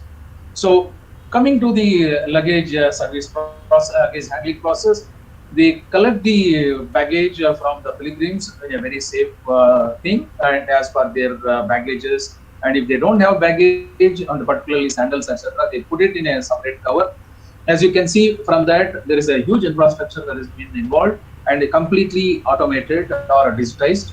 And there are also ESI tag, as you can see in the second photograph on the same photo. ESI tag, it's a very secure tag, and the bottommost part shows the information like what is the date and time and the name of the pilgrim. And B stands for bags, M stands for mobile, and S stands for sandals, O stands for others. So this particular pilgrim by name Mani has deposited 6 mobile phones on September 24 at 8:49 a.m. And also his number, customer, the number, and the counter on which you are to take your baggage is also mentioned as M518. So that shows that the allocation of track, it is something like your railway seat is being reserved with a seat number, coach number, etc. That is the kind of detail that you could see. It is almost like a IRCTC reservation where when you book your ticket, you know which date, which train, what time, and which coach, which class, and which number. So all those kind of thing, the close parallel to this would be IRCTC service or other airline service. And the other side, you can see the details, and it is captured all the biometric information, and the transportation is done in a very, very secured way where GPS enabled locks, and once it is closed, nobody can tamper through. And the storage is again, and of course, the person who is in this photograph, storage is previous CEO, Sambasiva Rao. And the top administration, top management interest in these activities is ultimate. So on the other side, you can see the retrieval and delivery process, and the customer, the pilgrim will get a card. Color codes are also being used. 7 different colors are being used. And somehow these 7 hills, many things you could see in terms of 777. Yes. And one of the very interesting things for them is, the most difficult thing for them is the exceptions handling and unclaimed baggages, like in airports, etc., other places, you will find a similar kind of thing, unclaimed baggage due to a number of reasons. Yes. The main challenge was providing the pilgrim services timed delivery. As you have seen from Alipuri gate, the pilgrim takes about 3 hours, 3 to 4 hours sometimes. The luggage can reach by about 2 hours time, less than 2 hours time.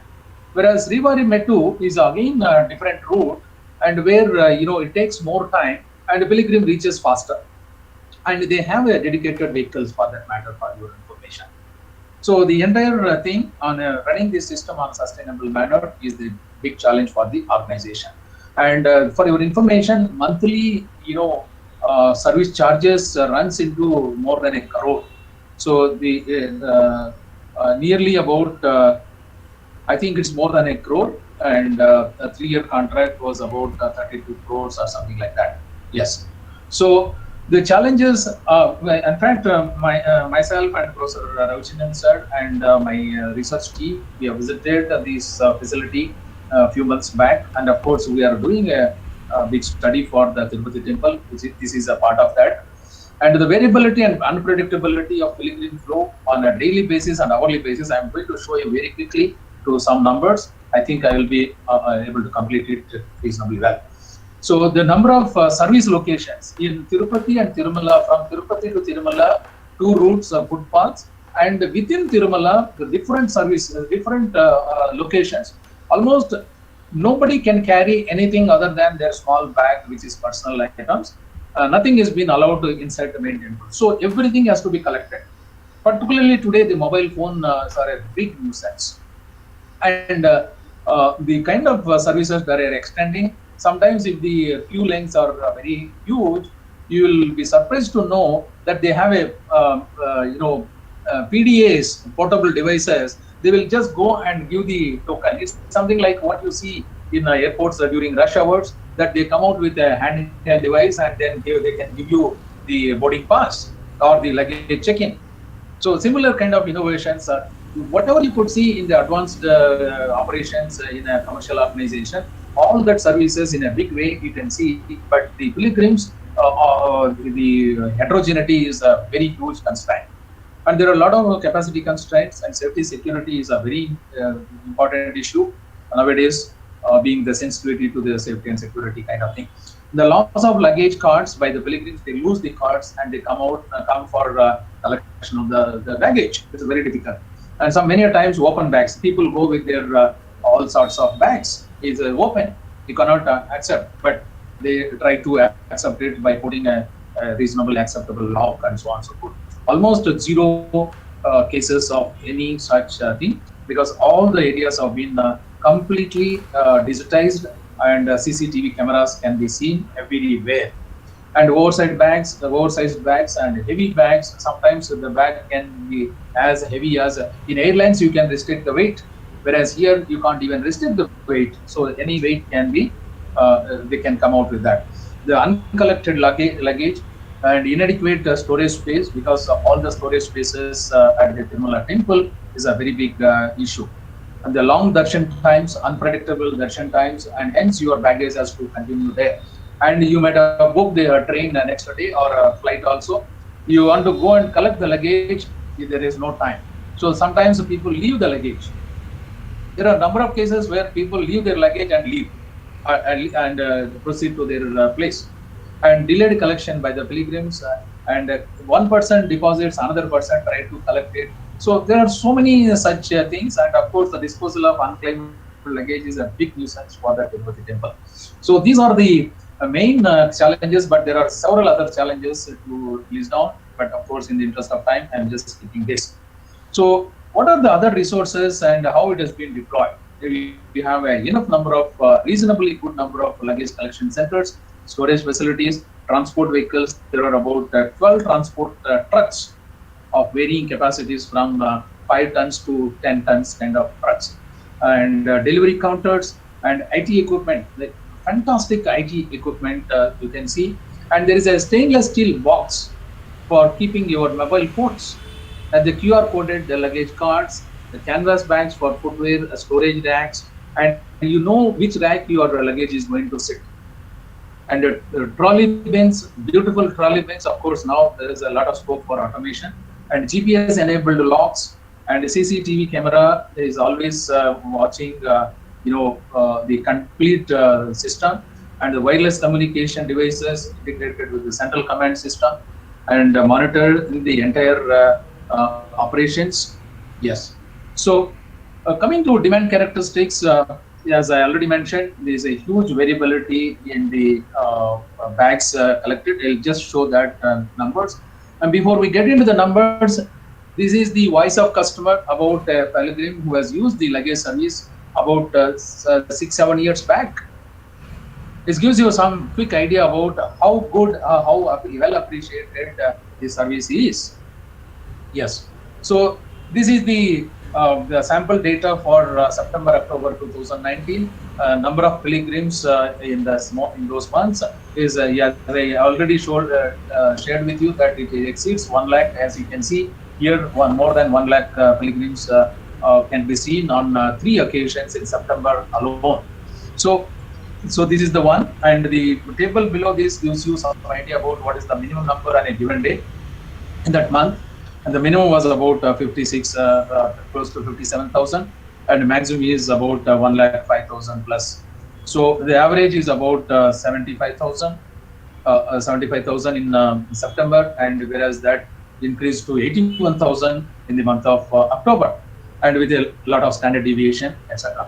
And the number of bags handled in those 2 months alone, you will be surprised to see this number, 9.9 lakhs in September, and the 114 lakhs 11.42 lakhs in the month of October. October happened to be the Brahmotsava time, which is a huge. If you convert that into the percentage of pilgrims visits, it's nearly about 45% of the number of pilgrims is the number of bags that have been handled. So, and the hourly distribution is the one which you could see for the month of August and September. Of course, there was no data completely available for the September and October. So I have used the August and September. Almost across the months, it is same. And this is the hourly distribution. The left-hand side of this graph tells you the hourly distribution of the luggage collection. It is hourly, 24-hour cycle. And there are 3 locations, and it is Pridarshan, Sarvadarshan, and Alipiri Gate covers nearly about 80% of the volume.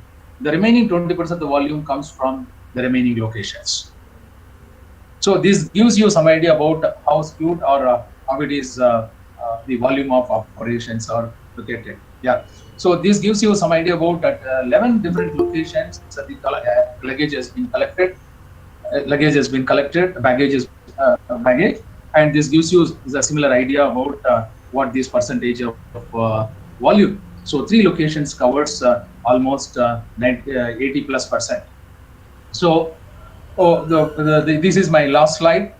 So as you can see from this, the resource allocation, particularly the trucks and personnel, and also the managing the storage space, it's like a warehouse. It's like any other service. So the peak of these services can be seen. So as you can see, the 85% of the bags were handled from 3 locations out of 11 locations, and remaining are fragmented.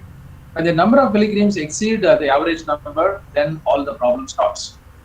The pilgrims are not aware of the time for darshan. There is unpredictability in the darshan times. And managing darshan time influences many other services that have been offered, be it accommodation, be it transport, be it luggage activities, and the Annaprasadam. All services will get affected due to a small delay in the scheduled darshan itself. Unscheduled darshan is all the more problematic. So what we want to convey is that this planning and execution of these services in religious organizations like Tirupati Balaji Temple is the evidence that how operations approaches, operation management or management science approaches can be applied. And of course, the designing and delivery of services in large scale requires proven management science approaches. And of course, no doubt that IT or ICT is a big enabler. And the IT itself is a big spending as well as a big support that is getting from organization like TCS. And the implementation of customer-focused solutions requires many subjective issues to be addressed. Of course, this is not a joke, and there are a lot of issues that have happened. And the process orientation, understanding of the problem completely and addressing the root cause is very critical and essential. And change management, that is very difficult for any government organization. And the most difficult thing here is the senior most top officials of the organization. They will be on deputation from government service like IAS. They will all be there for 2 years or sometimes an extension for maybe a year or 2. So doing these changes in the very well-oiled system is not a ordinary job. And decision-making process based on the objective models and subjective experience can help the service delivery improving significantly. And it is also highly desirable to consider variations at different levels in planning and procurement of various services, including, let us say, the items that goes into laddu preparation or annaprasadam and so on and so forth. So these are my few quick take home from this entire exercise. So now I'll stop here. I request the members, if there is any queries, I can answer quickly. So that's all, and I sincerely thank the organizers, Rashik Reddy and his entire team, all my participants for patient listening. Patient hearing. Yes, please. So thank you, Dr. Venkat, for a nice lecture, and of course it will facilitate a smooth darshan also for many who may be exploring how to make a smooth darshan there. So if there is any question, please Anybody? I hope I was on time. Yeah, you are well on time, and I really thank you so much for that. Yeah. Thank you, Dr. Venkat. Thank you very much for nice presentation. Thank you, sir. Hello. Yeah. Thank you. As I hope, as you are aware that in the year 1999, the War Society of India at the time of inauguration, Professor Yeah. Shadagopan, Yes. earlier he was in IIM Bangalore, now IIIT I know, sir. I have all the references, sir. he gave the idea of concept of time darshan, Sudarshan token system for Yeah. Lord. From 1919 almost till 2014, I was very closely associated with Tirumala Tirupati Devasthanams about many surveys, about feedbacks. And you know that I did a DST project on queue lines. Professor Ravichandran knows very well. Yes, sir. Yes, Because sir. when I.V. Sir. Subbarao was the executive officer, Yeah. so this concept and the Department of Statistics is actively, very actively involved in many several surveys. And Yes. my student, now the present organizing secretary of this webinar, he was in the temple for 3 months and did the Q Lines project about the time analysis of Yeah. entry and exit. So that's why I'm very happy about your lecture, and also our my senior Professor V. Kodanram Reddy. 3 years he was the closely observing the TTD Act.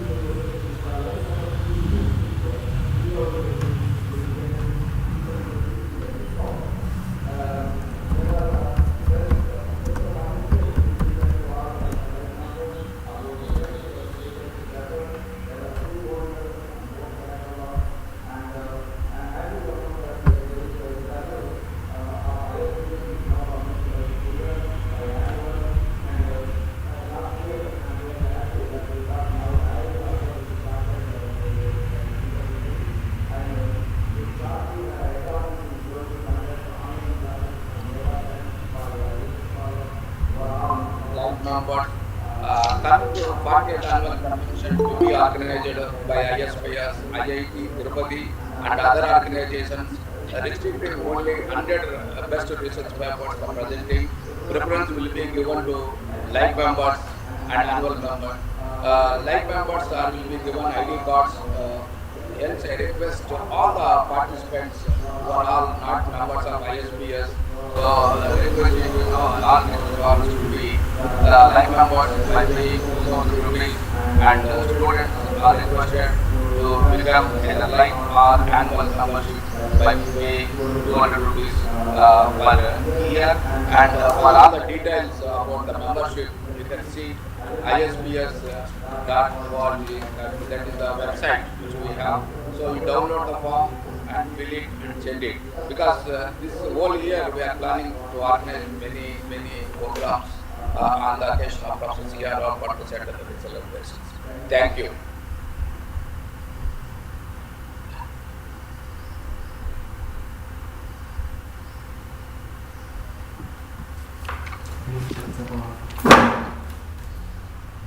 Bye.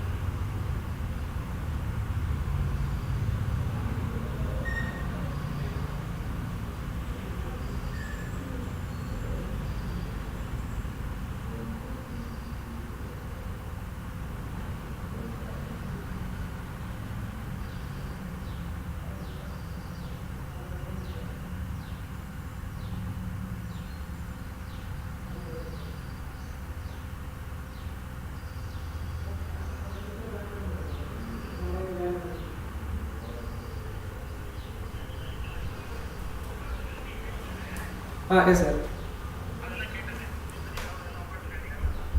Yes, sir. Okay, sir. Okay, sir. Yes, sir. Okay, sir.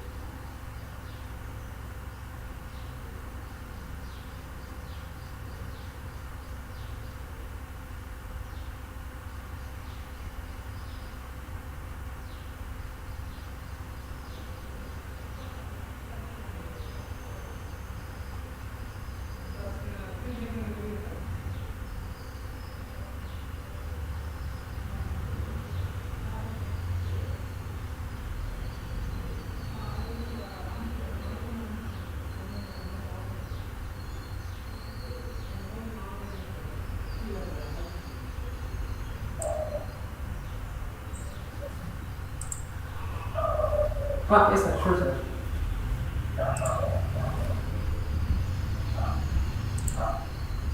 Hello? See, Mr. Venkateswaran. Yes, sir. Answer, yes, I am going to present the paper the moment you give me the direction, right? Yes, sir. Okay, sir. Right, yeah? 10 minutes break, Yes, sir. But 11 o'clock start. 10 minutes break, Mr. Yes, sir. Okay, sir.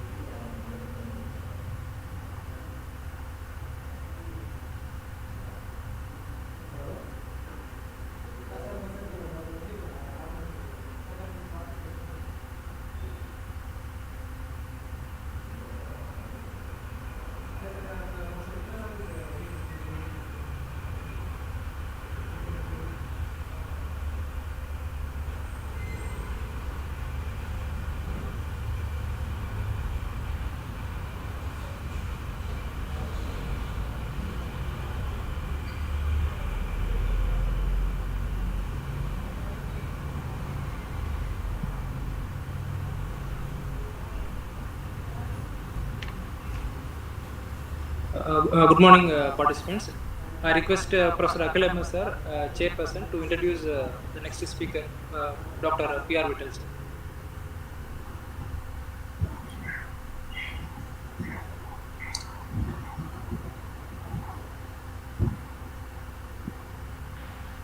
Sir, Akhilam sir, please unmute sir. Unmute பண்ணுங்க. கேட்கலையே. Okay. So I'm really glad to introduce Professor P.R. Vittal, with whom I have been associated for a long period of time. Even if he is from South and I am from North, we have been together on many occasions. He is such a wonderful speaker that I cannot explain in words. But I have to introduce him, and I have to be brief. Otherwise,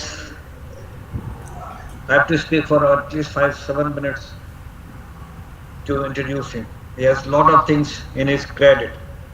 But to be brief, I would start with, he had his education from PhD from Bad Science, Chennai, India, long back in 1976 to 1980, on the topic of probability and stochastic processes. And academic positions held: Professor and Head Department of Mathematics, Vivekananda College, Chennai, 2000 to 2005. Principal, Vivekananda College, Chennai, from 1994 to 1996. Head of Mathematics Department, Vivekananda College, Chennai, from 1989 to 1996. Visiting Professor, Western Carolina University, USA, 1988 to 1996. Professor, Vivekananda College, Chennai, from 1980 to 1996. Lecturer in Vivekananda College, Chennai, 1962 to 1980. And lecturer, Islamia College, Vaniambadi, it is from 1961 to 62. Many academic appointments he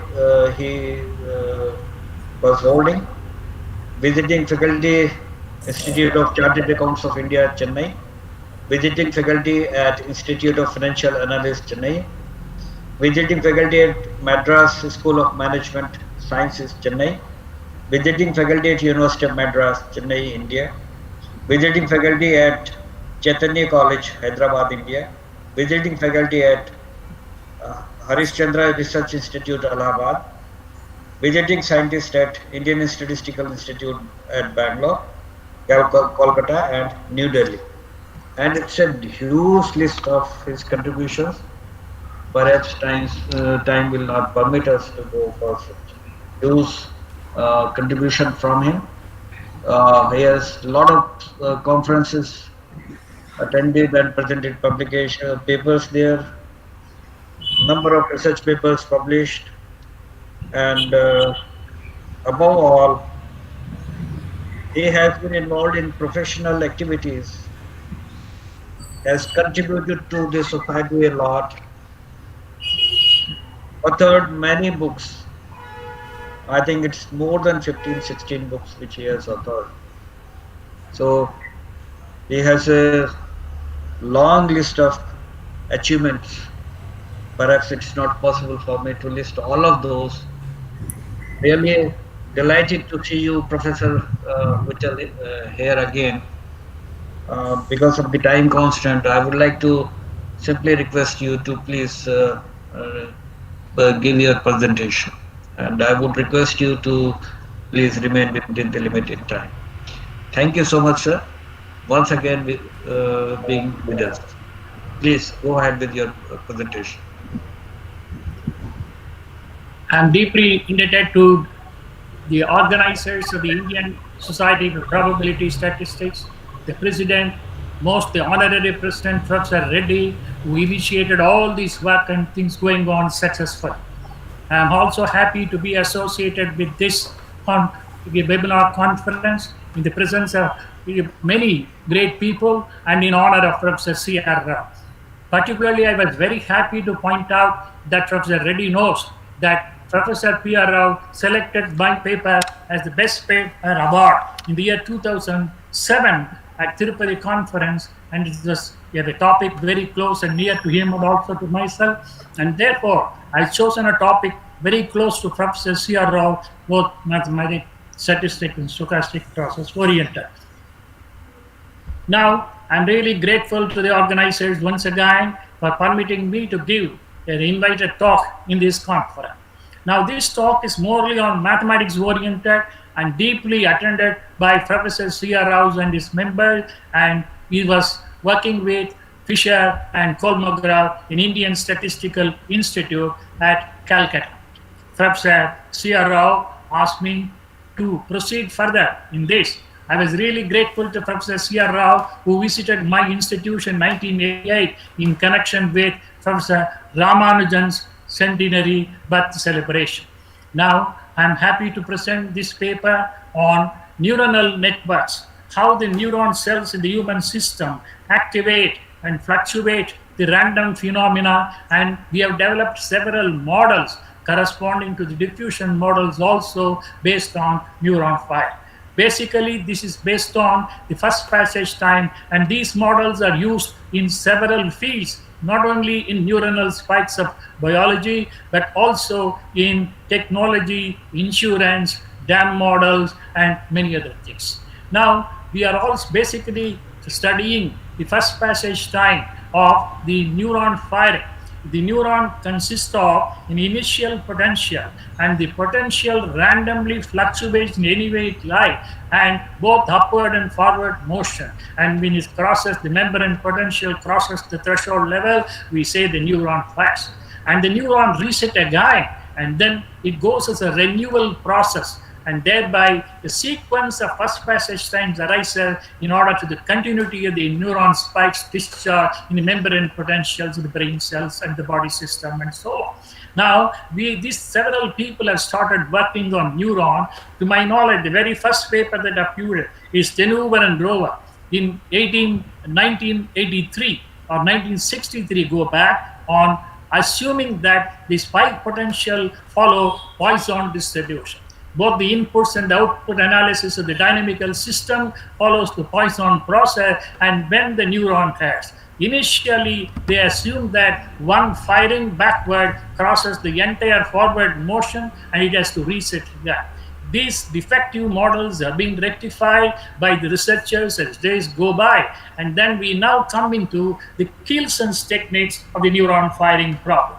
Kielson has introduced a compensation function technique to study the firing models of the neuron. It has been basically based on the fundamental identity Habermas wall, whose sequential analysis has done great work. Now, what is this neuron firing potential takes place? Now, the neuron, when it fires and it has to reset, and therefore what we now do is that we introduce, to offset the time, we allow the boundaries moving. The threshold level was initially taken as a constant, and afterward the threshold level is to adjust to the resetting of the neuron, make the neurons as a moving boundary. Therefore, there are several problems of moving boundaries with diffusion and without diffusion. Carrying out the random jumps are studied in this paper, which are very close and dear to the heart of Professor C.R. Rao, and that's why that I have chosen this paper for the presentation. Now we go into the model. Now going to this, Mr. Venkateswaran, go into the first model. Because of the time, I directly go into the model. The model consists of Clay model, Kielson models, and many other people, K and Goel did. Now yes, this is the first step. Now what we did there, the neuron starts with an initial potential level x naught, and it is a drift downwards. In the absence of fluctuations upward and downward in the motion, it decay. Many people assume the decay is linear, and thereby allowing the jumps to take place both forward and backward direction. The jump magnitudes are random in phenomena. They are assumed to be Zi, where I varies from 1 to nt, where nt stands for the number of Poisson jumps up to the time interval. Now, this is the dynamics of the system, where the neuron fluctuates its initial level to the membrane potential increase level. our interest is now to see when the neuron is going to fire. Now, since Zi's are independent random variable, we assume that they have a probability jump function, and we call Zi as the probability jump function. Now, to the next question. Now, we go to the next slide, Mr. Venkateswaran. Now, you see that we define that, yes, this is the next slide. I now go into the dynamics of the system. We assume that fxt is the potential level at time t starting from the level x naught, and alpha is the drift in the potential which happens when the input and outputs are absent, and then nu is the jumps of the frequency density, and the density transition takes place from the position x dash to x, where x could be any position below the boundary of the threshold level or above the boundary threshold level. Basically, this is for Kolmogor's forward equation and the integral differential equation of the system without boundaries at all. Now we have a restriction that the neuron fires the moment it crosses the level k. Now, how are we going to solve this boundary value problem? I had a discussion with Professor C.R. Rao when I was in ISI for some time long back, and he said that we have to introduce a current into the system, thereby convert this system of equation into process without boundary at all. Now I have gone into the literature and I found out Professor Kielsen of Rochester University introduced a technique called compensation function into the integral differential equation, and thereby converted a bounded process into an unbounded process. Next. Now, when we go into the next slide, we now see that the compensation function CXT is introduced into the differential system. Now, the whole system is totally an unbounded system, like playing cricket without wicketkeeper or playing football without goalkeeper. So it can study anywhere in the system, but we can incorporate when the goal is going to take place.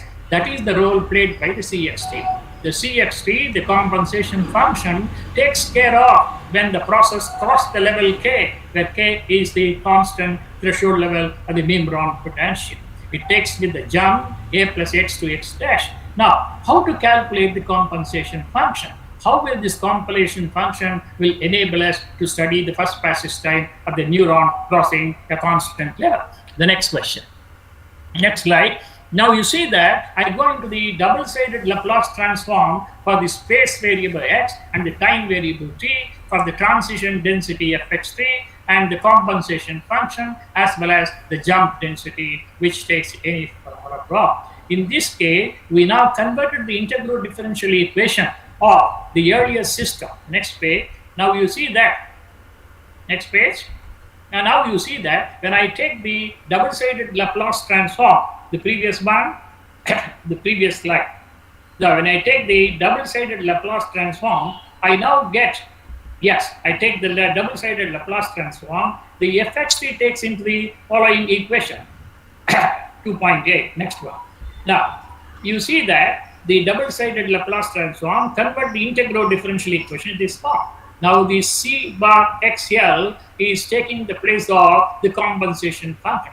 Kielsen said that in the motion of the upper half plane, the left-hand side has a root, and we call that S is equal to sigma L is a solution of this equation, and S is equal to sigma L satisfies in the convergent field of the system. Now, the C bar SL is nothing but minus of e to the power of sigma L x naught. Now, we are able to find out the compensation function. Our question is that how it is going to affect the finding the first passage time of the neuron when it crosses the level K.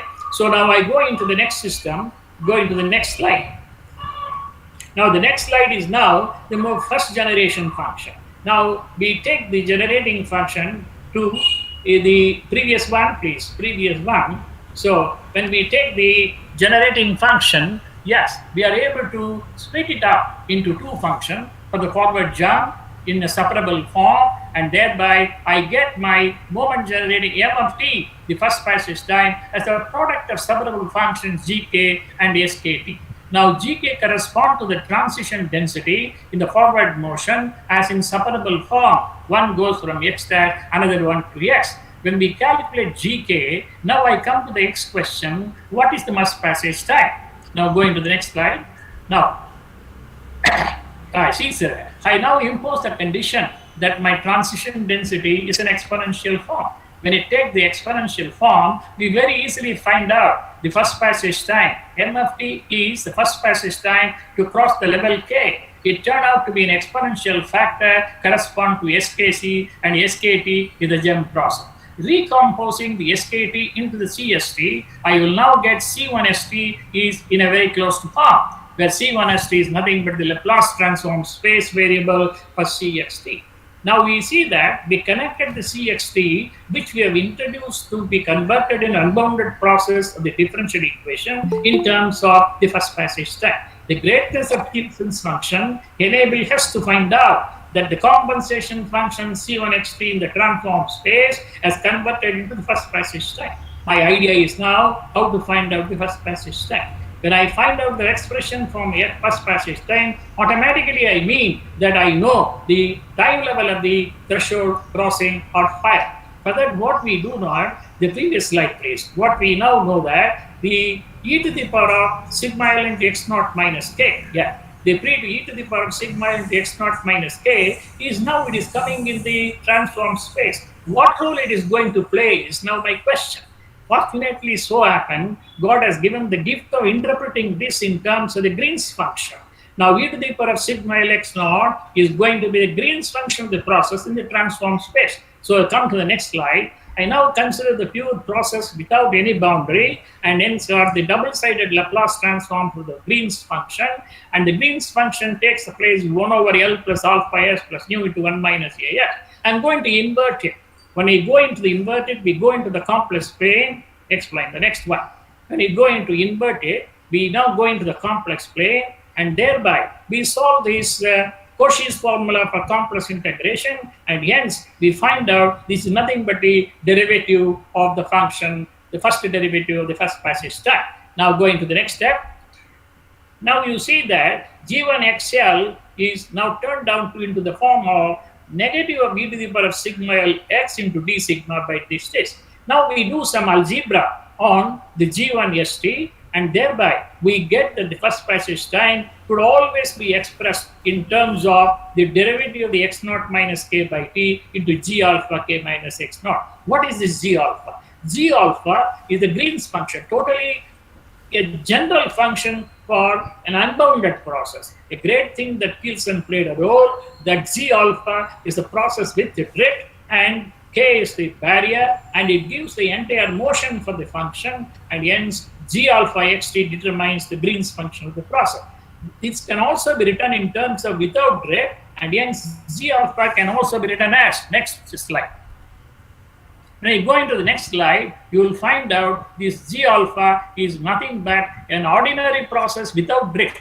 The greatness is G alpha could be written as in terms of G alpha, G0, that is an ordinary process with the drift, and thereby when I put my x is equal to 0, z equal to 0, we arrive at the Kilson's result.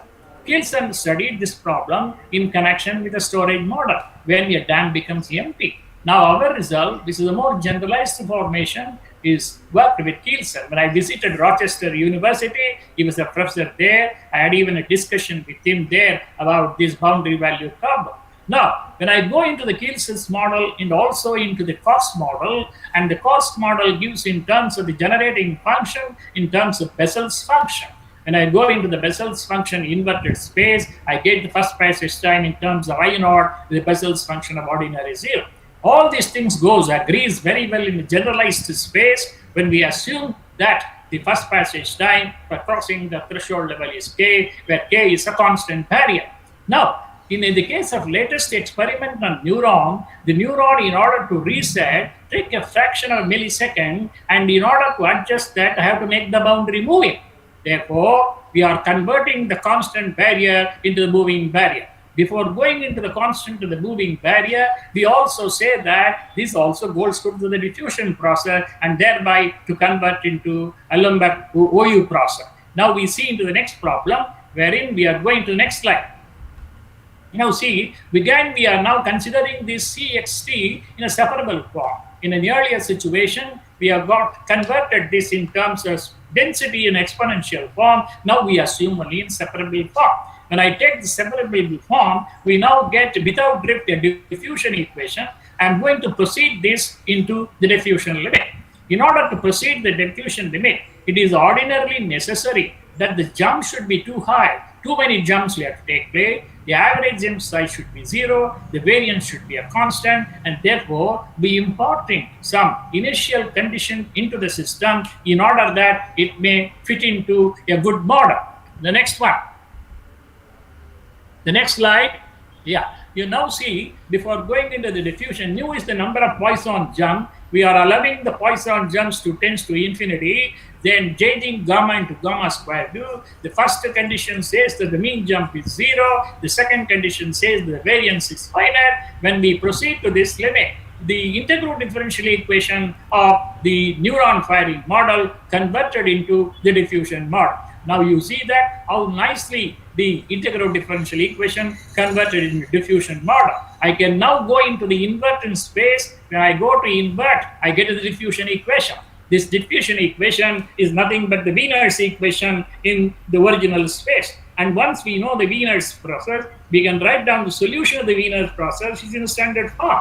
Now we got the solution to the Wiener's process also. And once we know the moment generating function, and also the first passage time, what I can do that I can consider the same limiting procedure to the first passage time. The first passage time m of t is now given by the left hand side.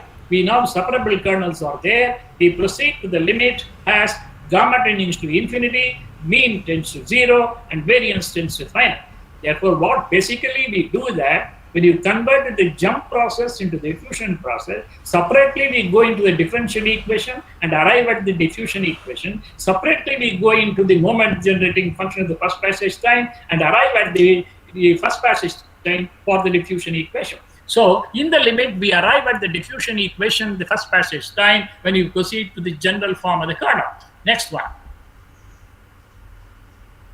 Yeah, now you see that we proceed to the limit. When we proceed to the limit, ultimately my first passage time turned out to be e to the power of sigma L into x naught minus k, which is the transform spaced expression of the Green's function. And we already proved that when we invert it, it turns out to be into the Green's function method. Therefore, my m bar L turned out to be x naught minus k by t into g of k minus x naught comma t, where Green's function with a barrier k is now expressed without a Green's function, even though k takes place in the same expression. It is like allowing a ball to move over the wicket, but still the wicket is not taken out. Now, the next question, go into the 243. Now we see that, yeah, now what we do that in the diffusion limit, since we know in the Wiener process, we know very well that the transformed first passage time to the Wiener process is now coming to the same form in terms of the Green's function. Now the Green's function disappeared because we know what is the Green's function of the diffusion equation. Now we incorporate the Green's function of the diffusion equation, and thereby we arrive at the first passage time for this motion. Now, this is all the case when x is equal to k is a constant boundary. But experimental research has shown that the neuron takes a little amount of time to reset, and therefore I have to introduce the concept of a moving barrier. Moving barrier takes place in many management science problems and also in queuing problem, and now we see that it is a transparent application in the first passage time of neuronal spike time. Now, therefore, we are going to consider into different types of moving barrier. Now, when you come into the question of moving barrier, whether it is a linear barrier or exponentially moving down barrier or Hagewara type of moving barrier, like that, so many questions arise in terms of moving barrier when people go into the discussion. Now, the next one. Go to the next slide. Yeah. Now you see that the first we consider the barrier to be moving in time. A plus bt, t is the time factor and is a straight line, so is the linear barrier. What we now do that, a process with drift can be converted into a process without drift because the Green's function plays, we have written g alpha in terms of g0. Hence, even if I do not consider to be a drift process with pure jump, I can later convert in terms of the Green's function with drift also. Therefore, for the sake of simplicity, I am now considering as a process with pure jumps taking in both the direction. Now go into the next slide. Now, my CXT, which is going to take care of the moving barrier, now you see that h of x minus k, the Heaviside function, that means that the particle has to jump outside only, x should be greater than a plus bt, then only the integral equation is valid, where s of t is in separable form, and therefore c1xt, the Green's function that we have introduced into the integral differential equation of the Kolmogor's forward motion, is now taking this form with a plus bt as a barrier. Now we go into the transform space. In the transform space, how the CXT is going to act and give you as the first passage time. The next one. Now you see that my CXT in this transform space, I had some problem of converting. Therefore, I take the drift as linearly and thereby give a transformation, but L dash equal to L minus Bs, where Bs is the coefficient of the moving barrier A plus Bt, and hence we get the first passage time in the form of L minus Bs. The same, the equation for C bar SL comes on the right side. Therefore, it gives an intuitive idea how to take the inverse Laplace transform to the space and thereby arrive at the first passage time of the membrane potential crossing the level x is equal to A plus Bt. Now, we go into the transform space into the equation 3.7. The next slide.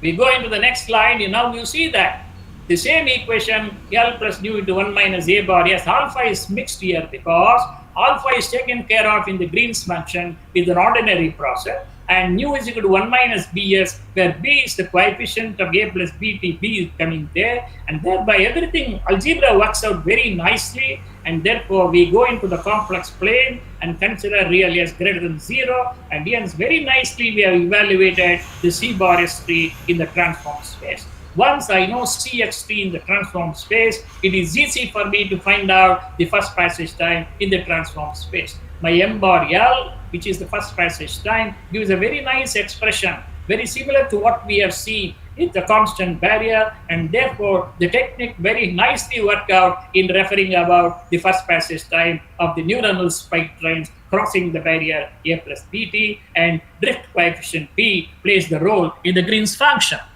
Next one.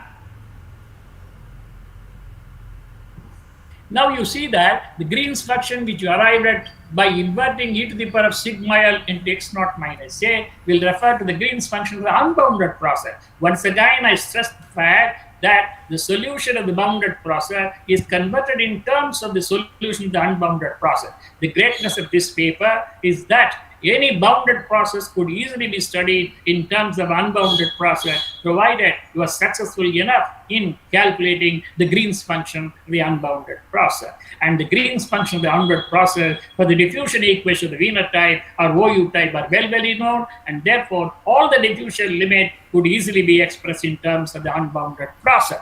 Now, we see that when you introduce the diffusion coefficient, how the first passage time differential equation takes place in 3.11, and go to the next slide. Next one. Now you see that what I do that, I take the transform only with respect to S. I take the transform only with respect to S, and therefore now I proceed to the limit as nu tends to infinity. It jumps very long, and the mean jump tends to 0, the variance jump tends to finite, and therefore in the transform space I get the solution of f of RT into this form. My differential equation again takes into the diffusion equation with a drift. Next one.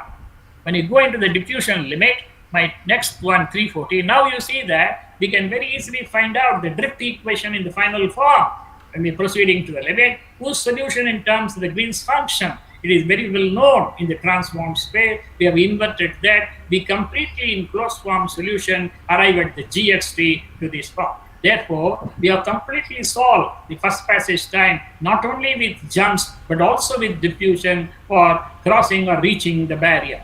Now, the next question is, the next slide. Now, see, we have arrived at the first passage time considering the transition density of A plus in the general separable form.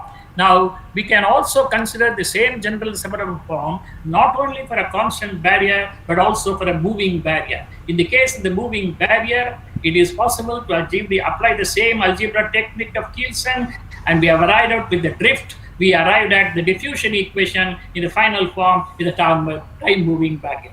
This clause I adjusted with Richard's equation, and many of such results are also incorporated in Srinivasan and Sambat. We have done, who was a professor in IIT Madras, who worked on neuronal spiral. Now we go into the barrier reaching, next one. Now I consider that the diffusion process is going to reach the barrier because the diffusion is moving so slowly, it is going to touch the barrier. Therefore, the first passage time for reaching a barrier moving in time is also considered. Here also what I now do that alpha t is the exponential factor, alpha t is the linear factor going up because of the threshold, and the jumps are now going down. Kindly note that summation Zi, now we have a minus sign, it is completely going down. Therefore, a little change in the forward equation of Kolmogorov, and we arrive at the Kolmogorov's equation with moving barrier, and thereby we are going to convert into in terms of the Green's function of the process in order to derive at the first passage time. Now going to the equation 4.3, the next one. See, since there is only one drift, now you see that this equation, now when it is reaching the barrier, how the greatness of this question is now the compensation function to be introduced for the crossing of the barrier, compensation function is to be introduced for reaching the barrier. When we go drift with the drift and the jumps downside, the drift alone can touch the barrier moving in time. Therefore, how will you eliminate the boundary conditions in incorporating this into the differential equation? Now see that I don't write CST, I write it as CT into Dirac delta function of x minus a plus bt. That means it is going to touch the barrier, kt is equal to a plus bt. Now it is in a separable form. So the CXT is in separable form when the barrier is going to be reached, CXT in composite form when the barrier is going to be crossed. Now we go to the same algebra technique of the differential integral equation, and we convert it in the transform space, and we know that here we transform L dash equal to L minus B here, so that it will be agreeable with the Green's function that we've already found out for a pure jump process with a constant barrier. Now I take the transformation L dash is equal to L minus Bs, and thereby we get the integral differential equation and its transformed variable, everything in terms of its right hand side. Look at the right hand side, e to the power of sx naught plus c bar L of e to the power of sa. The sa is due to the constant factor of the linear barrier that kt equal to a plus bt. Now going to the next slide.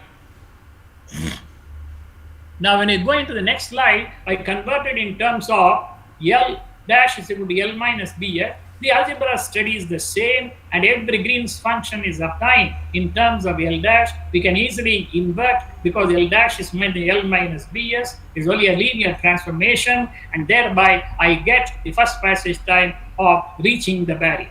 Now going to the next equation. So the next one, now you see that my CT, it is now CT, not CXT. It is CT can easily be determined. We follow the same procedure for obtaining the threshold level causing the level K, and thereby we got the first passage time as m of t equal to, look at the last step. It is coming in terms of a minus b into t, where kt is equal to a plus bt is the moving barrier linear. More interestingly is that, why do you allow the barrier to be moving in time? When the threshold level reset, the random phenomena could even be exponential. Therefore, my next consideration is that allowing the barrier to be exponential instead of linear, a generalization of the process. We now consider x. Now you skip this and go into the next step. We give an alternative procedure for arriving the integral differential equation. The next one, next page. Yeah, next one. I arrived at a world identity there. Because of time, I want to skip this. Next one. Mr. Venkateswaran, next one. Yes. Now consider jumps in both the directions, A plus and A minus. We arrived at the very nice fundamental identity of war in this case. Now I want to go into the exponentially moving down barrier. Now it might be a linear constant barrier. We allowed the time to refractory index and thereby call the barrier moving linearly. Now I want to allow the barrier moving, say, exponentially. Consider the next one. Okay, that's the next. Next. Moving exponentially. Now you see that the previous slide 5.1. When I consider the equation 5.1, you see that A is that this equation kt is equal to A plus B per minus bt. I allowed A plus bt into the form A plus B per minus bt. That means the barrier is also slightly moving down, right? As t tends to infinity, it becomes kt equal to A as a constant barrier, a physical consequence of deriving a constant barrier condition from a linear moving for a exponentially moving down barrier. Now going to the next 5.2. Note that 5.1 is the criteria condition for the barrier moving exponentially. And the barrier moving exponentially, now we come into the question of the Heaviside function. Look at the upper limit of the integral. The upper limit of the integral was originally k, then A plus bt. Now it is going to be A plus b per minus beta t. Now we find some difficulty in the transformation space. Fortunately, exponential function cooperate with this. We are able to find out the product of e to the power minus bt into fxt, and then the combined space, it is possible to go into the Laplace transform and thereby go into the next equation 5.5. Next one. So we have seen that, now you see that we have expanded this series. Now we have expanded it is evident from the process to consider that. Previous slide 5.1. Now you see that we have seen the next series, decomposition into the series, and thereby we got the first passage time m of t in terms of C1st. The greatness of the Kilson's function is that expressing Cxt in terms of m of t. Professor Hakwil, how much many times still I have? I will please. Now you see that I am able to express the first passage time m of t, and thereby you look at the right hand side, the same type of equation, but the left hand side, the first passage time is shifted in terms of L plus eta b, where beta is the decaying parameter of the moving barrier. If I put b equal to beta equal to 0, I will get the constant barrier condition, and therefore all the results could be derived from this condition. Going to the next page. Next page. Now first passage time moving down exponentially, right? Moving down exponentially.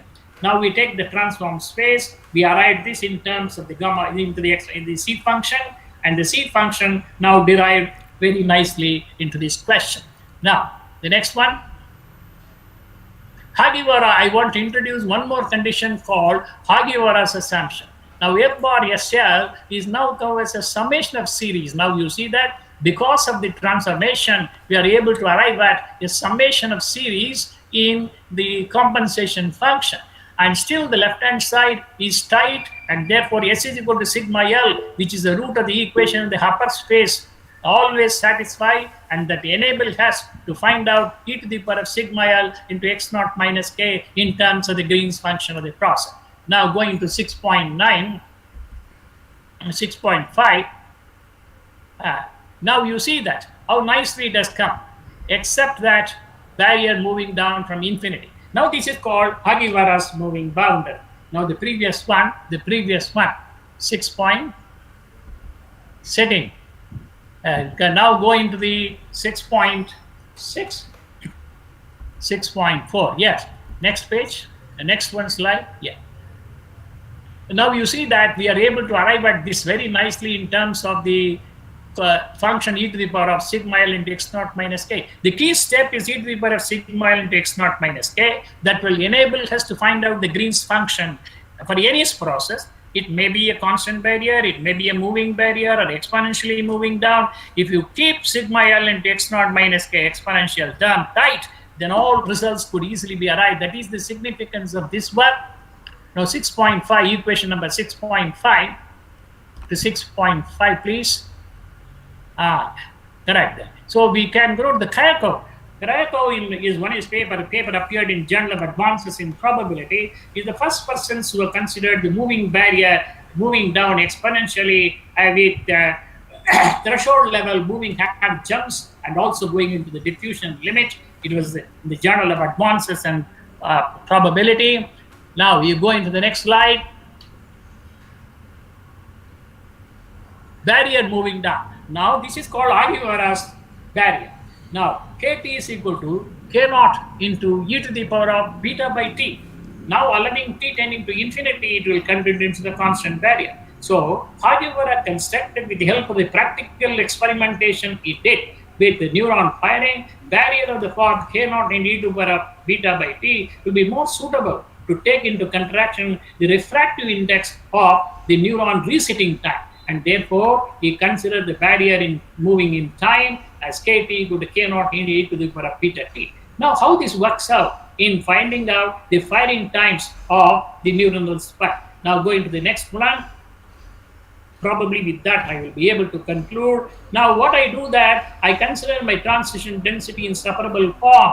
See, A1 into A2, x minus x dash is a transition. We decompose into x dash. If you assume an exponential, it is the form eta into e to the power of minus eta of x minus x naught, and thereby the compensation function works out very nicely in terms of separable form, and we find out st and gk. And the next step, 7.3, you will now see that this function turns out to be very nicely in terms of equation 7.3 and 7.4. C1st is the transform state of the compensation function. The next one. Now see, if you proceed in the same algebra, if you apply, you arrive at this e to the power of minus s k0. The k0 is the initial level. When I put t equal tending to infinity, it considered the constant barrier. My m of t is 3 neuronal spike crossing the threshold level k, and thereby I arrived at in terms of the compensation function of Kielsen, and therefore my m of t can be expressed easily in terms of the Green's function, because c1xt could easily be expressed in terms of the Green's function. Now take to the next one. Next. Now you see that all this algebra comes into play when I introduce the barrier of the time e to the power of beta by t, and the summation comes both the left side and the right hand side. Once the variable was in continuous time, we had to split into summation form. It converted into in this left side and the right side summation, and the same equation c bar sl equal to e to the power of minus sigma L x naught works out, and we can go into the Green's function by the transformation space of the condition S is equal to sigma L satisfy the homogeneous equation. Now next one. Now you see that how complicated the result. This is the fundamental identity of world. Why I connected with the world identity. Unfortunately, when Howard came to Madras University in 1957, he went in a chartered flight from Chennai to Ooty, and whole family collapsed. The flight has crashed and died. Therefore, he worked on sequential analysis, and it motivated me to connect with the world identity. Author's history enabled us and motivate us to proceed, and thereby I got the world identity for the first passage time of the neuronal spike time crossing the level k. Now, this is a very fundamental results that we have seen and we have enjoyed in connecting in terms of the Green's function of the threshold level k. Next one. The next one comes to in terms of the Bessel's function. Now you see that this world identity could be expressed in terms of the Bessel's function. J1 is the Bessel's function, and world identity connected with Bessel's function, we liked it very much because of the moving barrier. The exponential term is converted into summation of series, and the summation of series is connected with the world identity, and thereby world identity is one of the fundamental results for studying the sequential analysis or test of hypothesis that enabled us to find out the first passage time of crossing the barrier in stochastic processes. Now, going to the next slide, J function and J1 functions are carried. Now I come into the last remark. Now, you can also skip this. We are approximating to that into the Jn to the J1 by allowing the statistical condition of the experimentation of asymptotically behave like J1x is approximately C by root x. Now the next, go to the next slide. Therefore, now you see that this is the fundamental equation. We arrive at the neuron firing for crossing the level. The MFT is nothing but the first passage time for crossing the level K, and e to the power sigma. Once you catch the order of the time, e to the power, this is like the heart of the problem.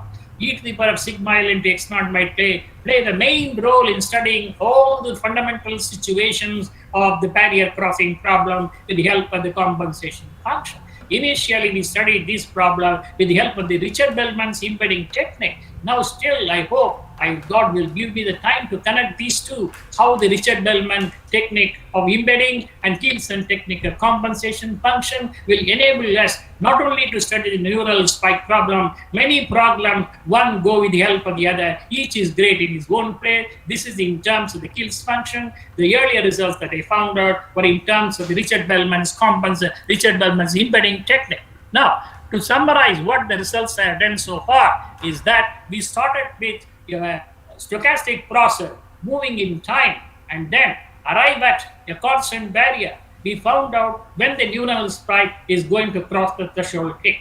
Then we proceeded into the diffusion, right, from the pure jump process, assuming certain statistic condition of the size of the jump, the number of jumps, the mean and standard deviation of the jump, we converted into a diffusion process of the OU type. And then using Kielsen compensation function, not only we played with the diffusion equation, but also with the first passage time. And therefore, we set up a one-to-one correspondence between the first passage time and the diffusion process. Thirdly, we considered the moving barrier. We allowed the moving barrier to be linear moving in time. That's because in practical situation, neuron takes time to reset and produce again fire. And thereby, we consider the barrier to be K equal to A plus BT, allowing that, say, deficiency in the barrier problem is unrealistic, and therefore, we moved into exponential barrier, A plus B equal minus beta. And later also, we have seen that as Aguilera's type of barrier, allowing time tends to infinity, also this can be successful. Therefore, we consider Kt is equal to K naught into e to the power beta by t and arrive at all these results.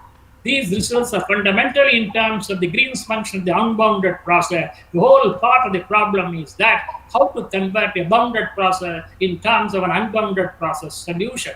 Playing with cricket match with wicket is equivalent to playing cricket match without wicket keeper. So all the results could be now virtual, right? We are now converting all our presentation to virtual so that the greatness of the Green's function in Kielsen's technique enable her. Now many more results are yet to come in Kielsen's function. I hope we will have, and many people who are interested in this field, even though I am very much aged, I can appreciate people come into this direction and work on these factors and see that much more results could be produced connecting the Kielsen's function, the dam process, the insurance process, the inventory process, and so on. And many results are binding. I hope CRO's inspiration will give us much more to work on this field. And I really thank organizers for giving me the time and proceeding to my talk. Professor Akulakebe, you tolerated me a little going out. I really thank you. Not at all. The significance of the time also. Thank you very much. Thank you so much for providing a very informative and full of sophisticated mathematics. So, thank you, Professor Mittal, once again.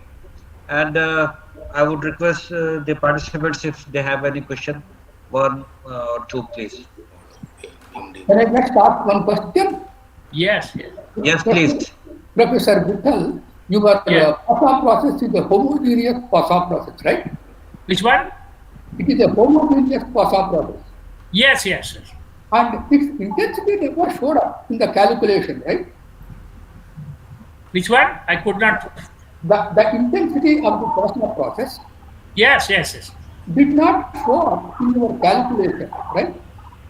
No, we did only theoretical models, and in the theoretical model, we assumed the barrier to be constant, and then see the neuron practical situation. As the neuron has to reset in time, we are allowing the barrier to move in time, the dynamics of the system remaining the same.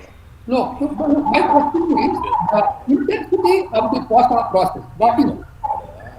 See, we are not making the process to be correlated. We are assuming that the jumps takes place both in the forward motion. There are two types of impulses that are acting in the nervous system. They are called inhibitory impulse and excitatory impulse.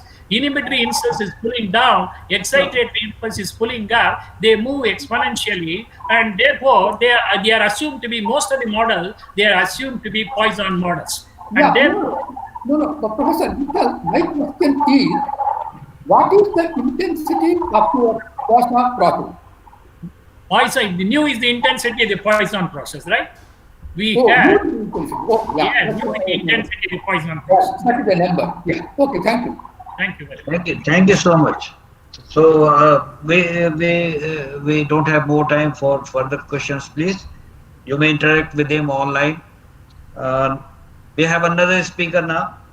I'm glad to introduce Professor Anup Chaturvedi from Allahabad University, who has superannuated as professor from the Department of Statistics. He served the university for 38 years as a senior lecturer, reader, and professor. He is involved in several academic administrative bodies of the universities and was the head of the Department of Statistics for about 7 years. He is a fellow of Royal Statistical Society. He has published 2 edited volumes entitled Handbook of Applied Econometrics and Statistical Inference from Decker, USA, and some recent developments in statistical theory and applications, Brown Walker Press, USA. He also published about 100 research papers in various national and international journals. His recent research interests include shrinkage estimation in linear models, dynamic models, panel data models, data mining in bioinformatics, Bayesian unit root and co-integration tests, and control charts for autocorrelated data. Professor Chaturvedi has visited Pantheon SS University of Paris, University of Wollongong, Australia, Bond University, Gold Coast, Australia, City University of Hong Kong, Tilburg University, Tilburg, Netherlands, and several other universities as a visiting research fellow, visiting lecturer, and visiting professional fellow. He has supervised 21 research students for PhD degree and worked on 6 research projects which he completed successfully. He is involved in editorial and refereeing activities of several journals. He is the senior faculty of statistics and widely known at the national level. So, Professor Anup Chaturvedi, I would like to request you to please give your presentation on Professor C.R. Rao birth centenary celebration. I welcome you in this forum. Thank you so much. Thank you, Professor Akil. Yeah, thank you, sir. Can you see my screen? You can share your screen. I can see your face. Face is visible. Face is visible. And the screen, if you want to share, you can.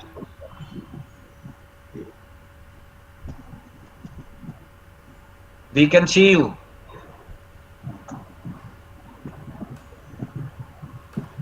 Yes, please continue. Yes. Sir, you can click on present now, sir, where you can present your screen. Yeah. So right side bottom, you are having option, sir, present now. Yeah. Okay. Yeah. Present a window or entire screen? I think you can go for entire screen also. No Entire problem. screen, sir. Click on that screen. You go for entire screen, please. Entire screen, then click on that screen and click on the share button.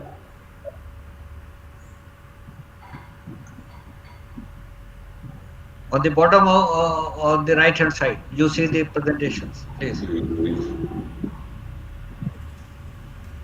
I'm trying to click the share button, but it is not working.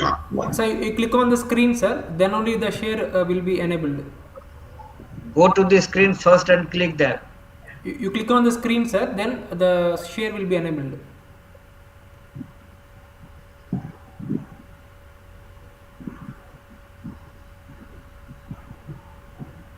Sir, first press the entire session, then go to the screen and click it. After selecting it, you will be asked to share.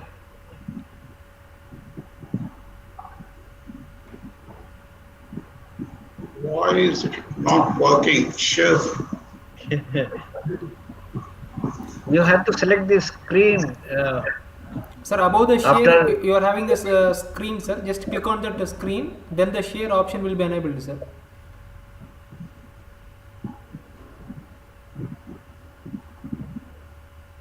Have you pressed entire screen, please? Yeah. I pressed And that. yes, then you will see a picture, and on that picture you have to select. Yeah, there are two options: share and cancel. Yes, share. You share it, and it will be activated. But this share button is not working. No, sir. First above you, that you click on first the you picture. click the screen. You click on the screen, Pardon? sir.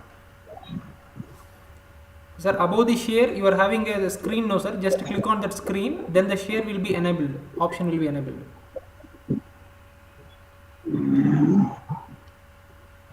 Before sharing, click on the screen, please. And then you share, it will be activated. Before sharing.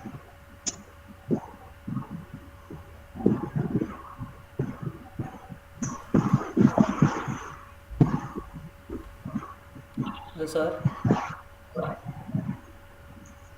Sir, share screen will be open now, sir. Yeah, share the screen. Are you using Firefox or you using Chrome? You can click that screen, sir. Are you using Firefox or you using Chrome? If you are using Firefox, then it will not work. So click on the screen, sir. Then the share option will be enabled automatically. Share option above screen, sir. Share option above screen.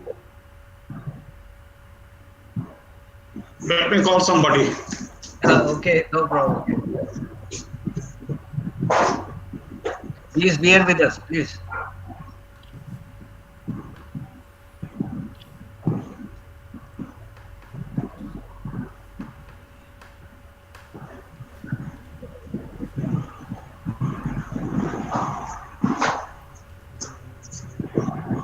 These are the hazards of computers.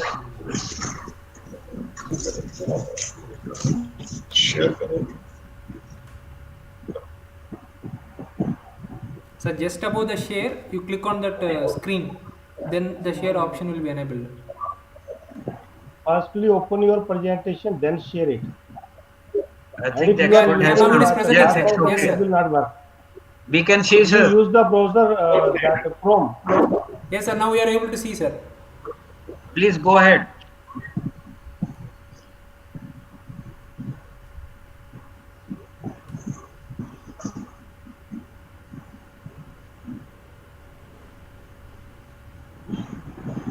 Okay, so first I would like to thank the organizers for giving me this opportunity. Particularly, I would like to thank Professor Rajshekar Reddy, my old friend. The title of my talk is Robust Bayesian Analysis with Epsilon Contamination Class of Priors, and with an application to dynamic panel data model. In this talk, I will discuss the basics of robust Bayesian analysis using the epsilon contamination prior, and then I will give an application to the dynamic panel data model.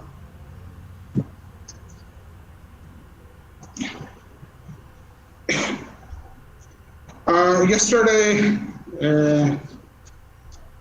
Professor Kalandikar in his lecture mentioned about a lecture by Prof.C. on machine learning and artificial intelligence, and he gave the same lecture to a conference in the University of Wollongong, Australia also.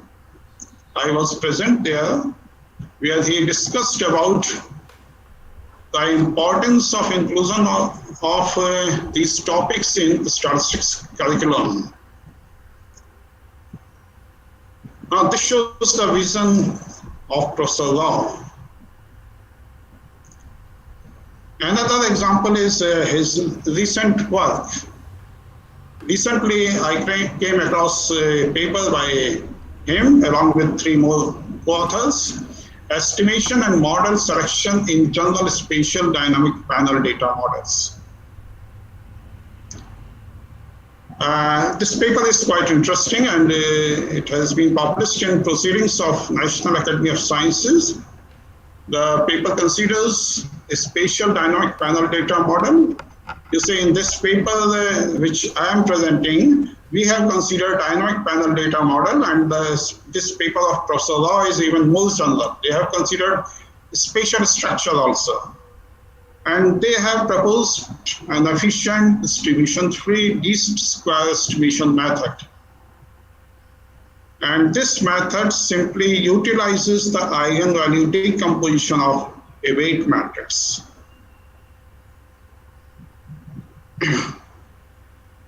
They also gave a model selection procedure based on the proposed method. The beauty of this method is that in comparison to the usual estimation procedures like quasi-maximum likelihood estimator or generalized least square procedures, this procedure is computationally, it takes much less time. So you can easily apply this procedure for the high dimensional data, for big data. This shows the competence of this 100-year young academician and researcher.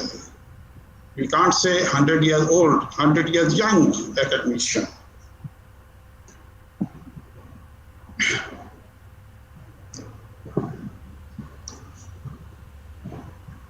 Now I come to the main topic. So all of you who are aware with the Bayesian analysis, they know that first you require to quantify the available prior information in terms of a prior distribution. So suppose theta is the unknown parameter, then you require the prior distribution for theta. And then you combine the prior distribution with the likelihood function, which is your sample information, and ultimately you get the posterior distribution, and then you go ahead. One of the major criticism of Bayesian analysis is often you are not able to completely and accurately quantify the available prior information in terms of a single probability distribution. Then the usual classical Bayesian procedures fail because you are not able to quantify a single prior distribution.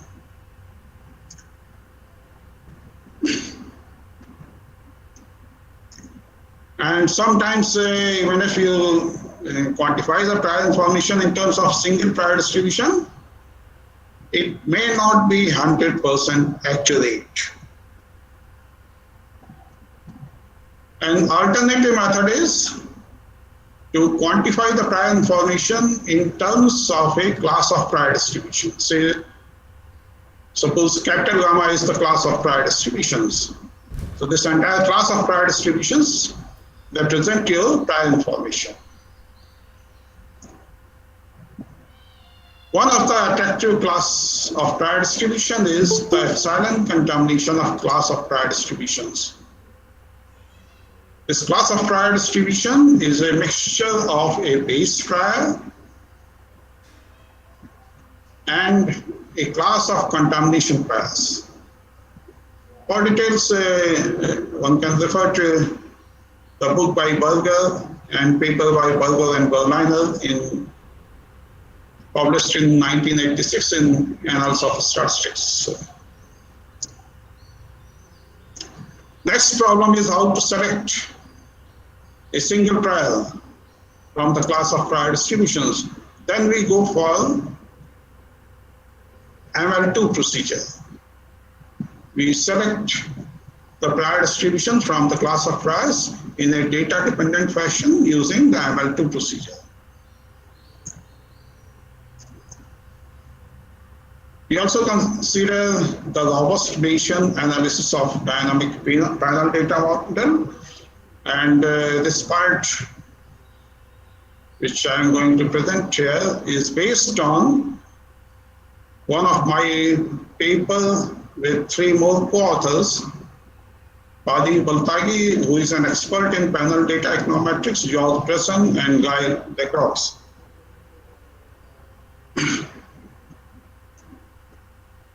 The advantage with the panel data models is that you have observations in time as well as in space. So you can easily accommodate the spatial heterogeneity in the model. In dynamic panel data model, we allow for the feedback from the past values of the endogenous variables. Values of the endogenous variable.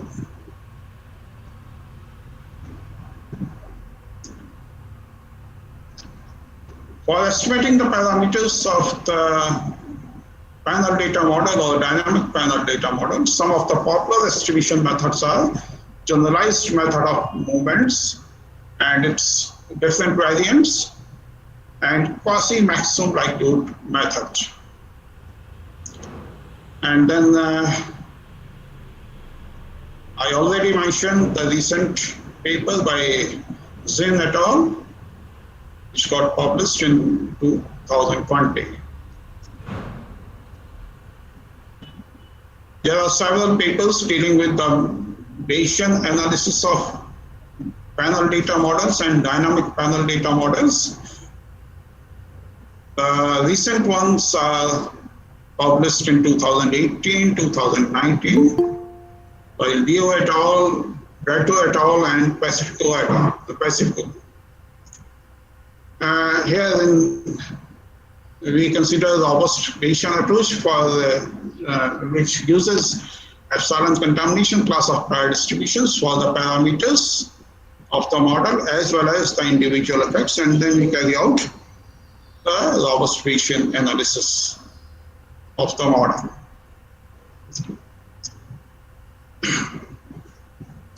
Now, first I'm going to discuss the basics of robust Bayesian procedure. So suppose you have an observation vector x, which is from a distribution of x given theta, theta belongs to capital theta, and we define a prior distribution pi theta or theta. Then you can easily obtain the marginal density of x and x given pi. You simply take fx given theta multiplied by the prior distribution pi theta, and then you integrate it over the entire range of theta.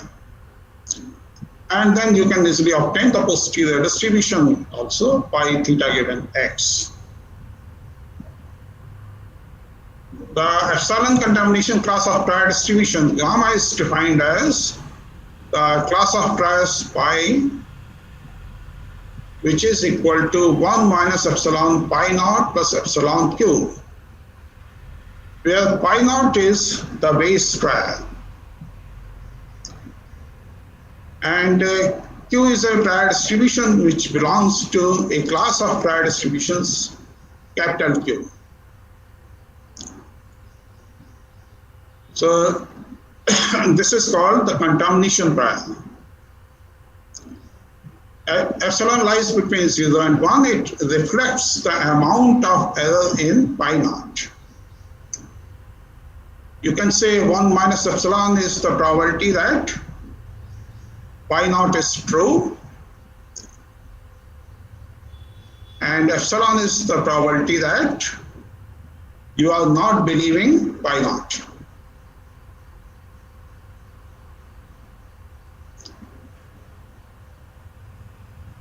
Now in type 2 maximum likelihood procedure,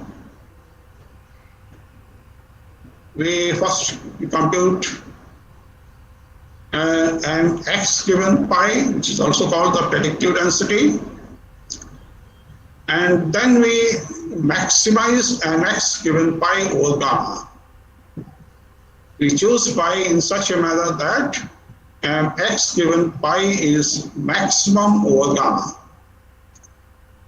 Now, you can easily verify that mx given pi is equal to 1 minus epsilon, and x given pi naught plus epsilon, and x given q. Pi naught is fixed. So maximization of mx given pi is equivalent to the maximization of mx given q over the class q, capital Q of prior distributions. Now suppose q hat is the prior which in the contamination class which maximizes mx given q. Then your selected prior based on the ML2 procedure is pi hat equal to 1 minus epsilon pi naught plus epsilon q hat.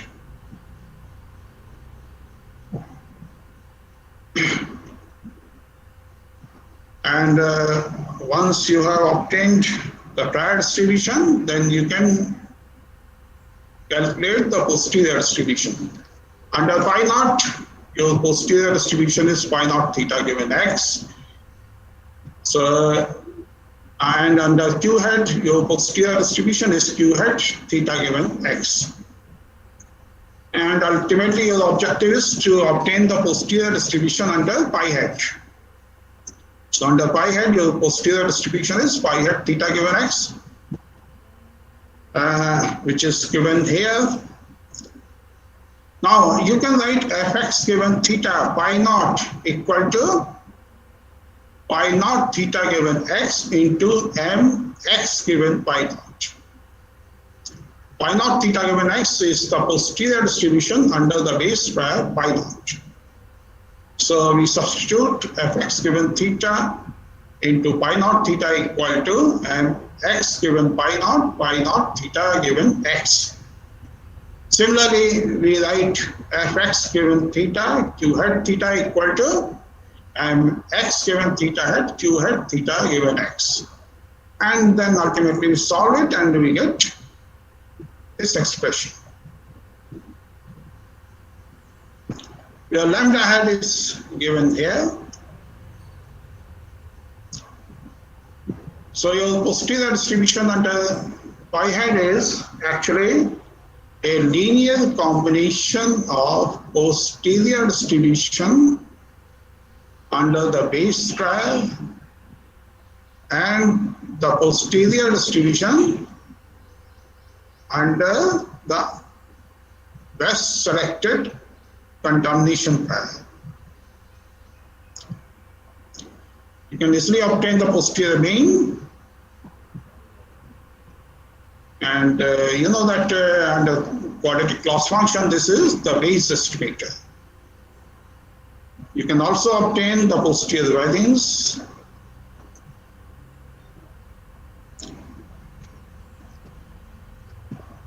Now I'm taking a very simple example just to illustrate the method. Say you have a single observation x, which is the p cross 1 vector from normal distribution normal theta ip. So this is the distribution function fx given theta, and we take pi naught theta as the normal distribution with mean mu naught. LP is p cross 1 vector with all elements equal to 1. G is the precision of the prior distribution, and the contamination class is this. So in contamination class, mu lies between minus infinity to plus infinity.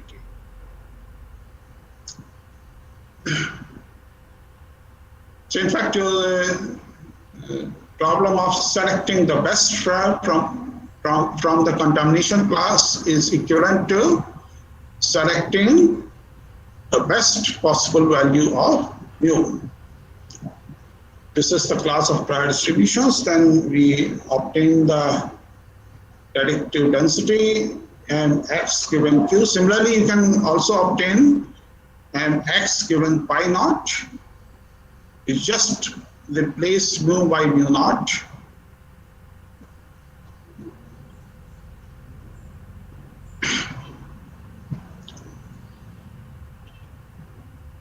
Then the posterior distribution under the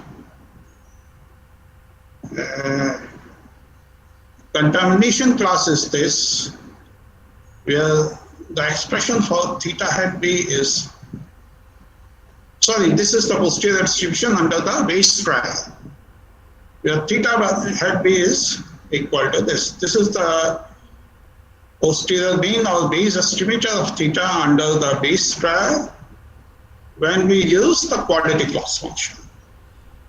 Similarly, the posterior distribution for the contamination trial is this one. Here the mean is theta hat AB.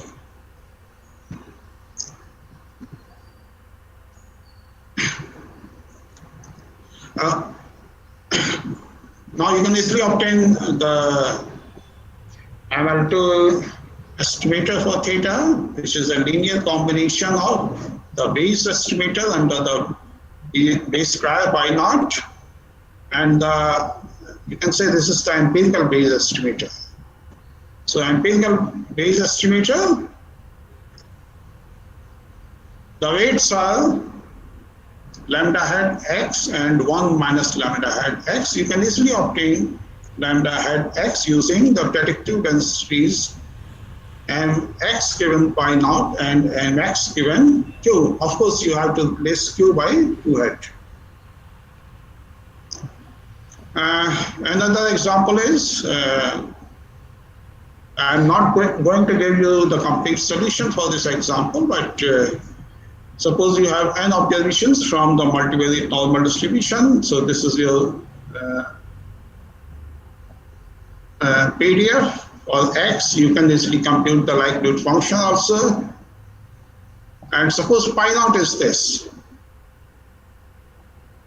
So here, remember in previous example, we have taken the same precision for the base trial as well as for the contamination class. Here for the base trial, prior precision is J naught. For the contamination class, prior precision is J. And we assume that G lies between 0 and G naught. So this is the class of prior distributions which we are going to consider. Then one can easily apply the ML2 procedure to carry out the posterior analysis. Just you have to obtain the predictive densities under the base trial as well as under the contamination class. You have to obtain lambda hat and then go ahead. Now, a simple question is why we have taken G lying between 0 to G naught. Now, what is G naught? G naught is the precision of the base trial, and G is the precision of the contamination class. The rationale behind taking G less than G naught is that you have selected pi naught as the base trial because it has the maximum precision. You have maximum trust on pi naught. So that's why G is less than, you have taken G naught greater than G.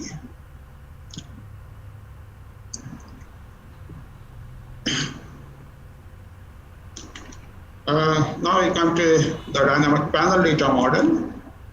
So this is the model which we have taken. So here, along with XITs and WITs, we have also taken the lagged values of YITs.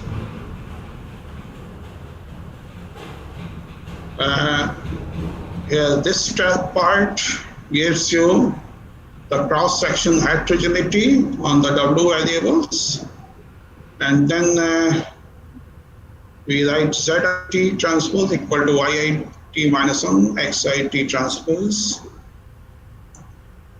theta equal to beta, and then stacking all the equations, we can write the model 1 in this form.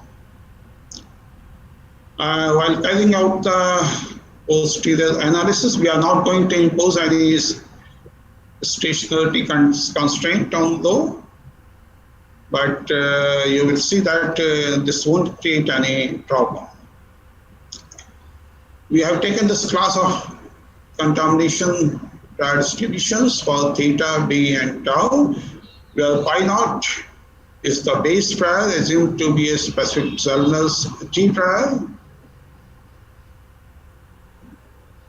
So the prior distribution for theta is normal distribution with this prior mean and this prior variance matrix. Lambda z is Z transpose Z. B also follows normal distribution. For tau, we have taken diffuse prior. Theta naught, B naught, G naught, H naught are known hyperparameters of the base priors.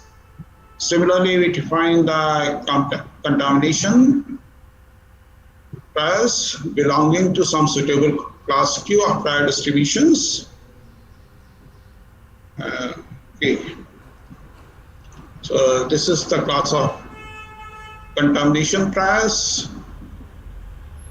Again, theta follows normal distribution, B follows normal distribution. Here, theta Q, PQ, GQ, and HQ are unknown. Just like the previous example, we have taken GQ less than or equal to G naught and HQ less than or equal to H naught. Reason is the same, base prior has more precision than any prior in Q. Then, while carrying out the posterior analysis, we have adopted a two-step approach. So first, we have integrated with respect to theta tau for given B, and then conditional on theta, we integrate with respect to B tau. So first we define y star equal to y minus WB. We assume B to be given. And then we derive the conditional ML2 posterior distribution of theta given B. And then in the second step, we derive the conditional ML2 posterior distribution of B given theta. We have obtained the marginal density corresponding to the base prior or predicted density and the predicted density corresponding to the contamination prior. All these notations are defined here.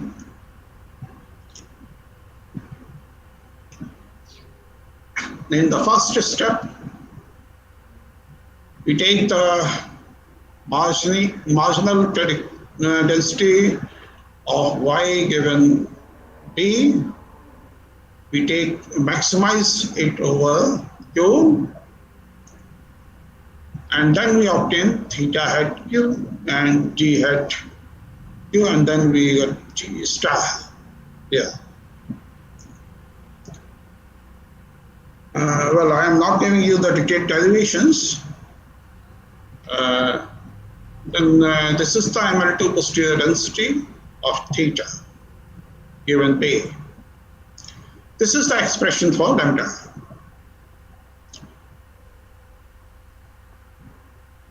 Now the beauty of this procedure is that if the base prior is compatible with the data, means G hat Q is approximately equal to G naught, theta hat Q is approximately equal to theta naught, then lambda hat becomes closer to 1.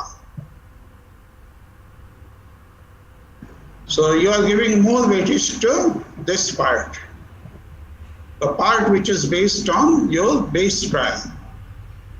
Otherwise, it tends to zero very rapidly, particularly when n and t are large. N and t are large means your sample size is large. Then it gives more weightage to this part,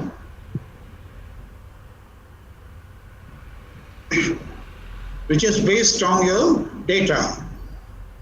You are giving less weightage to the base trial.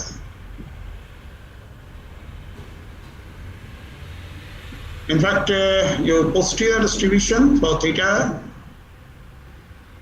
is a multivariate t distribution with mean vector theta star be given g naught. And this is the covariance matrix where theta star be given g naught is equal to this. So this is basically the Bayes estimator of theta.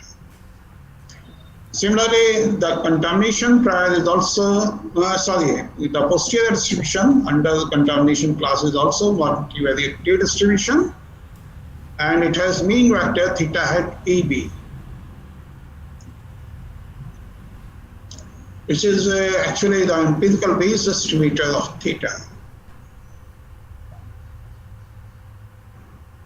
So your ML2 posterior mean of theta is a weighted average of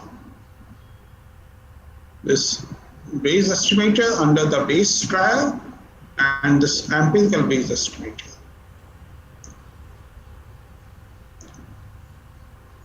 Similarly, you can go for the second step of the robust Bayesian estimator. We take theta to be known and we derive the ML2 posterior density of B given theta. And then this is the ML2 posterior mean of, there is a typographical error here. This is posterior mean of B given theta.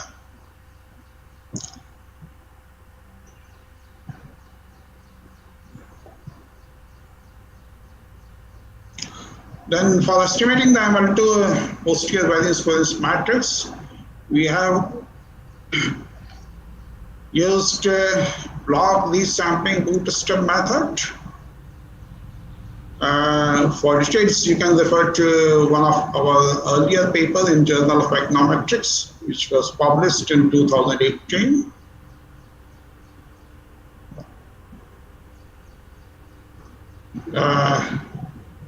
Then we have carried out the Monte Carlo study. So our objective is to compare conventional classical estimators with the proposed ML2 procedure. Well, in Bayesian approach, for estimator we usually use the term posterior mean and for posterior standard errors. In frequentist approach, we use the terms coefficients and standard errors, but here, both Bayesian as well as for frequentist estimators, we are using the terms coefficients and standard errors. In actual simulation, we have considered 6 different models. Random effects model, Chamberlain type fixed effect model, and so on. But here I am going to present results just for random effects model. So this is the random effects model which we have considered. X is also generated by AR1 process. Both X11 and X12 are generated by AR1 process. We have taken pi equal to mu I, which follows normal 0, sigma square mu. So this is also a random variable. We are considering random effects model. The values of n and t are taken as 110 and 2030. Tau is taken as 1, rho is taken as 0.75. Here we have taken epsilon equal to 0.5. And we also consider the case when rho is equal to 0.98, which is quite close to the unit root. Remember, while defining the prior distribution, we have not imposed any restriction on the stationarity of rho. Means any such restriction that the rho lies between -1 and +1. But even if we take rho equal to 0.98, you will see that it does not create any problem.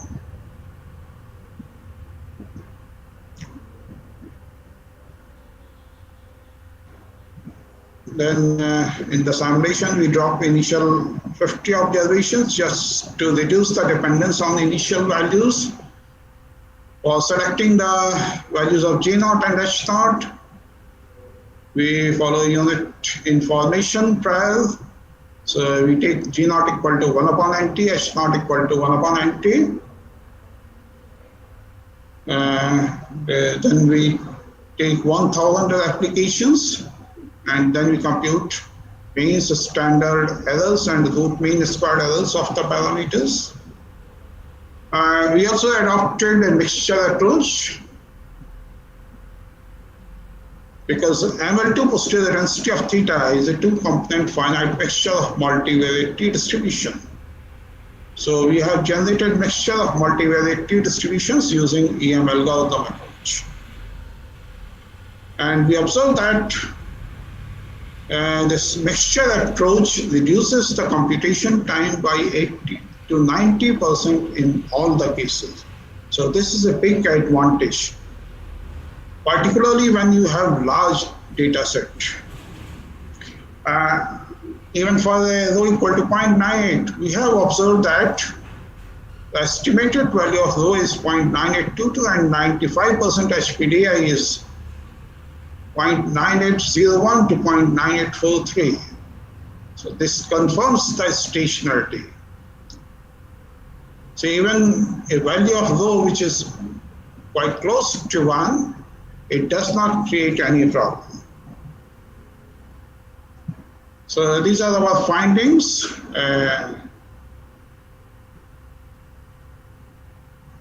So although our results are mixed, here our two-step procedure performs best for estimating rho. But if we increase the sample size n equal to 200, then QMLE performs best. But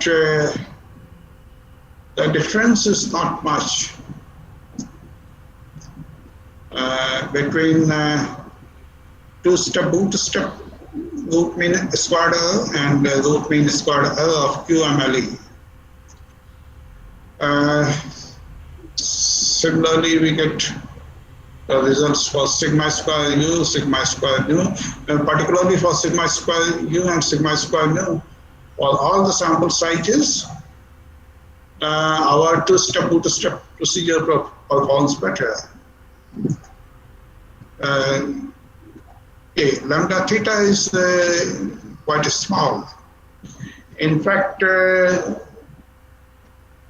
if you go into the details, you will observe that our prior distribution is quite away from the true selected parameter value. So that's why. Professor Chaturvedi, please try to conclude. Time is running out. Okay. So, and we also observe the sensitivity to epsilon contamination values. You observe that for different, we have selected epsilon equal to 0 up to epsilon equal to 0.9, and for all these selected values, you observe that all the estimators are same. So the estimators are quite robust to selected values of epsilon.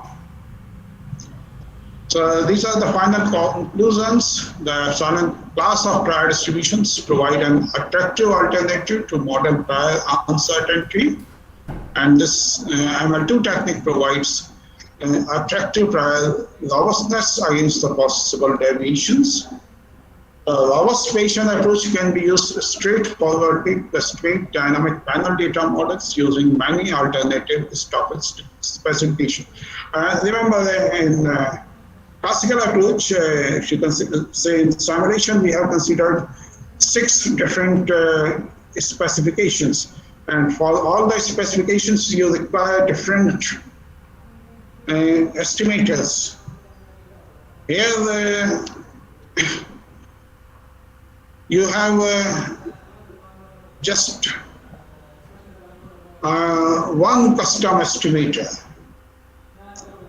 for all the different data generating processes, for all the different specifications. And these results can be easily extended for many other specifications. In fact, we are already working on the dynamic panel data model involving spatial structure, and the mixture approach which we have proposed here is considerably reduces the computation time. Thank you. Thank you so much, Professor Chaturvedi. Now may I request the participants, if they have any question, please, one or two.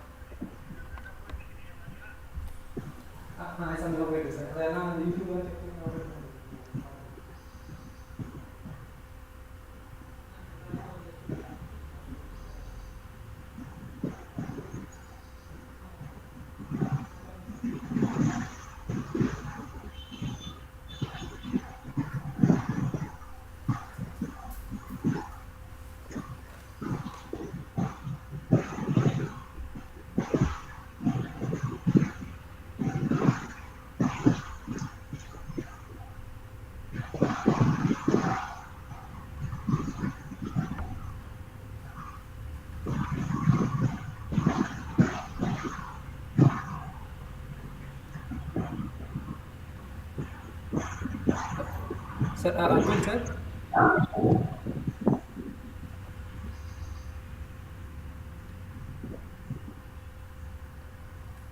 Sir, Professor Akil sir. I think Professor Akil lost his connectivity. Yeah, yes sir.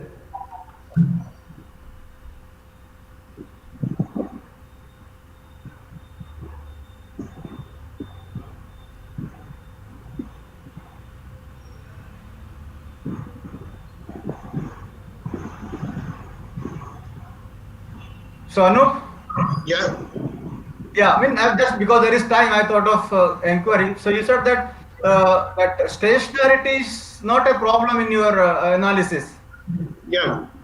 So it means that means there is no problem with the different ranges of the coefficients. Means what I mean is, while defining the prior distribution, we have not imposed the condition of stationarity. And remember, we are considering epsilon contamination class of prior distributions, which has 2 parts. One, the base prior, and the second part you are going to estimate using your data. So if your data is from the stationary distribution,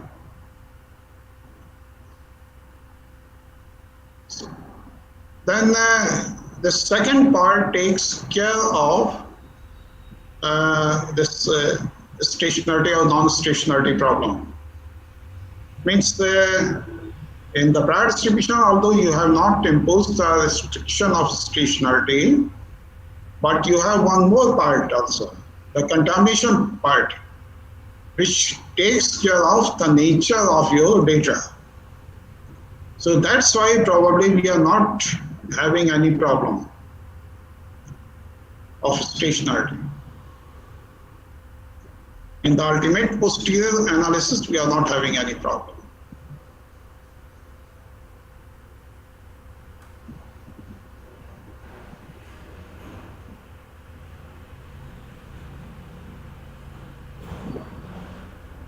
I think somebody from the headquarters can take over the proceedings. Yeah, yes sir. Yes sir. I'm looking, sir.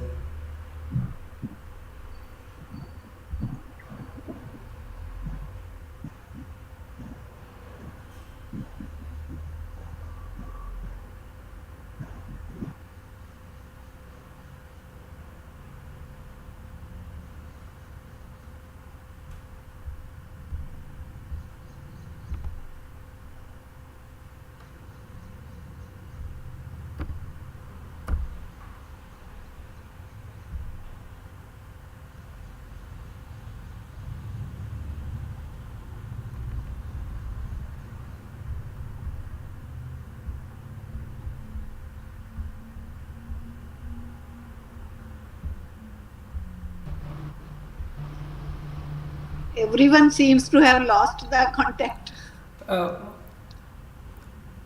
Very good afternoon to you all. So now the next speaker is our Professor M.R. Srinivasan from University of Madras. I am happy to introduce him in the place of Professor Akhil Ahmed sir. So Professor, just 1 second please. Just Akhil Ahmed is back. So let him thank the speaker. Yeah, I am back. I am back. Thank you for internet connection. I just lost it. Am I audible? Yeah, you are audible. Now you can thank the speaker and start the next one. Okay.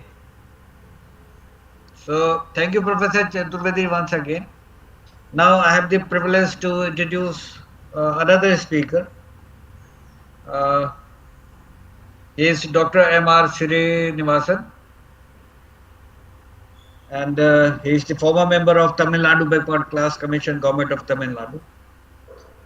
Had his education almost from Madras and Osmania University. The assignments which he had as the assistant professor, associate professor, and professor of statistics at the University of Madras, and visiting scientist at the University of Manchester and Rothamsted Experimental Station, UK, assistant professor, Washington University, at University of Texas, USA, visiting scientist, McMaster University, Canada, at University of Naples, Italy, associate professor at ISI, Kolkata and Bangalore, and of course, professor at the University of Dodoma, Tanzania. He has guided 18 PhDs in statistics, and 2 PhD scholars are still working under him. Attended national and international conferences to deliver invited talks, published 75 articles in national and international journals, organized national and international conferences. He was also the chairman board of studies in statistics and actuarial sciences, University of Madras, and he has been a member of many bodies, including in the NAAC peer review committee, UGC committees, various academic committees of University of Madras, academic council member in colleges, Tamil Nadu Accounts Statistics Commission, Government of Tamil Nadu, and of course consultant to Tamil Nadu AIDS Control and other agencies. So thank you, Professor Srinivasan, being with us. I would like to request you to deliver your talk. Yeah, thank you. Thank you. Scroll one more. Yeah, you can just Yeah, please go ahead. Video. Is the PPT seen? Yeah. Is the PPT visible? Yeah, we can see it. Yes. Video. Scroll one more. First of all, I would like to congratulate ISPS under the leadership of Professor Rajshekhar Reddy for hosting this webinar in honor of Professor C.R. Rao's birth centenary celebrations. So, sorry for interruption, Srinivasan, your PPT is half. Oh yeah. So make it this thing.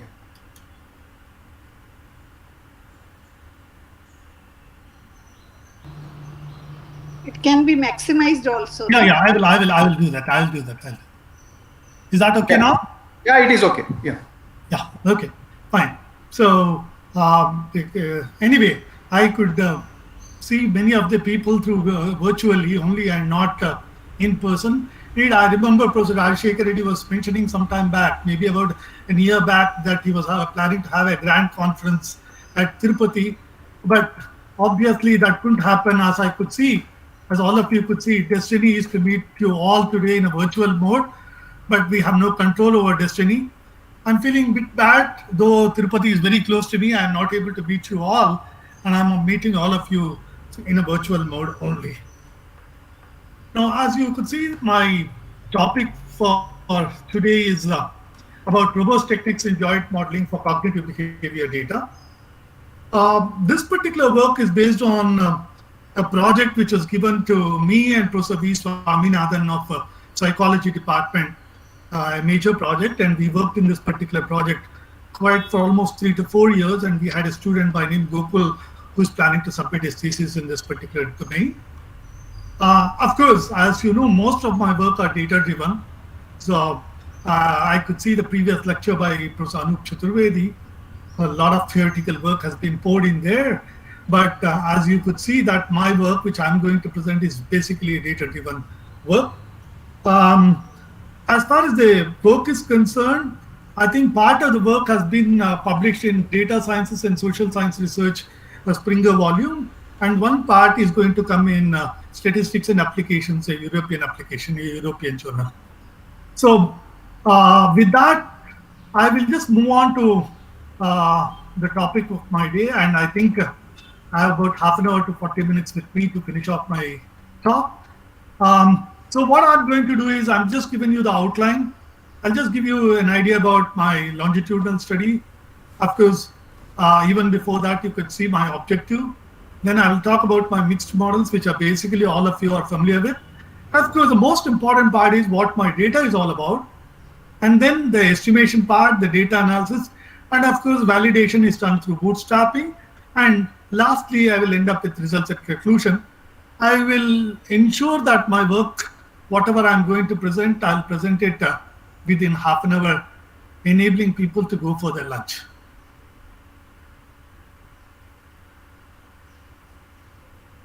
So what happens is, most of the psychological studies, data is often longitudinal in nature.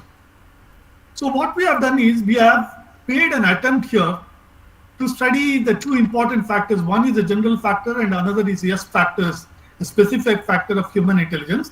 I will talk about this G and S in a later slide. By fitting a robust joint model. So basically our attempt here is to fit a joint model along with other covariates. It is based on a longitudinal school lunch intervention study. The data is secondary data obtained from Kenya. So we try to look into the GS and S factors. I thought this particular job or this particular problem was of interest to me because I know in Tamil Nadu, in other places also, the midday meal scheme is very popular. So the midday meal scheme where the government is keeping on changing by adding eggs, by giving milk, so on and so forth. But we have not looked into the aspect whether it has enhanced the human intelligence as far as the students are concerned. That is, whether we have looked into G and S factors by providing this midday meal scheme. But what we have tried to see is the data is available from a Kenyan study. We try to fit a joint model for that particular data and see whether G and any of these S factors are relevant and important. And we have taken different types of interventions and to show how these interventions help in order to fit a joint model. So the second part is, of course, as all of you know, there are going to be influential observations.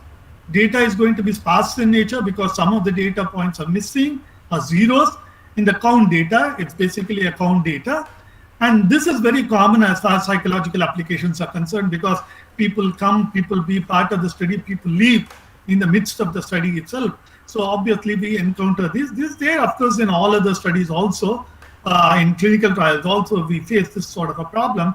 But of course here, we have encountered influential observations and zeros as two important issues and tried to do a modeling, a joint model, which is going to be more robust in nature. So hence a robust methodology to handle both missing and influential observations in count data is considered for joint modeling, and the same is evaluated using parametric bootstrap technique. Indeed, I have to mention about this parametric bootstrap. We have done something based on non-parametric bootstrap technique, and I remember one of the referee tried to comment saying that non-parametric bootstrap may not be ideal, and he tried to identify some papers where it has failed to work.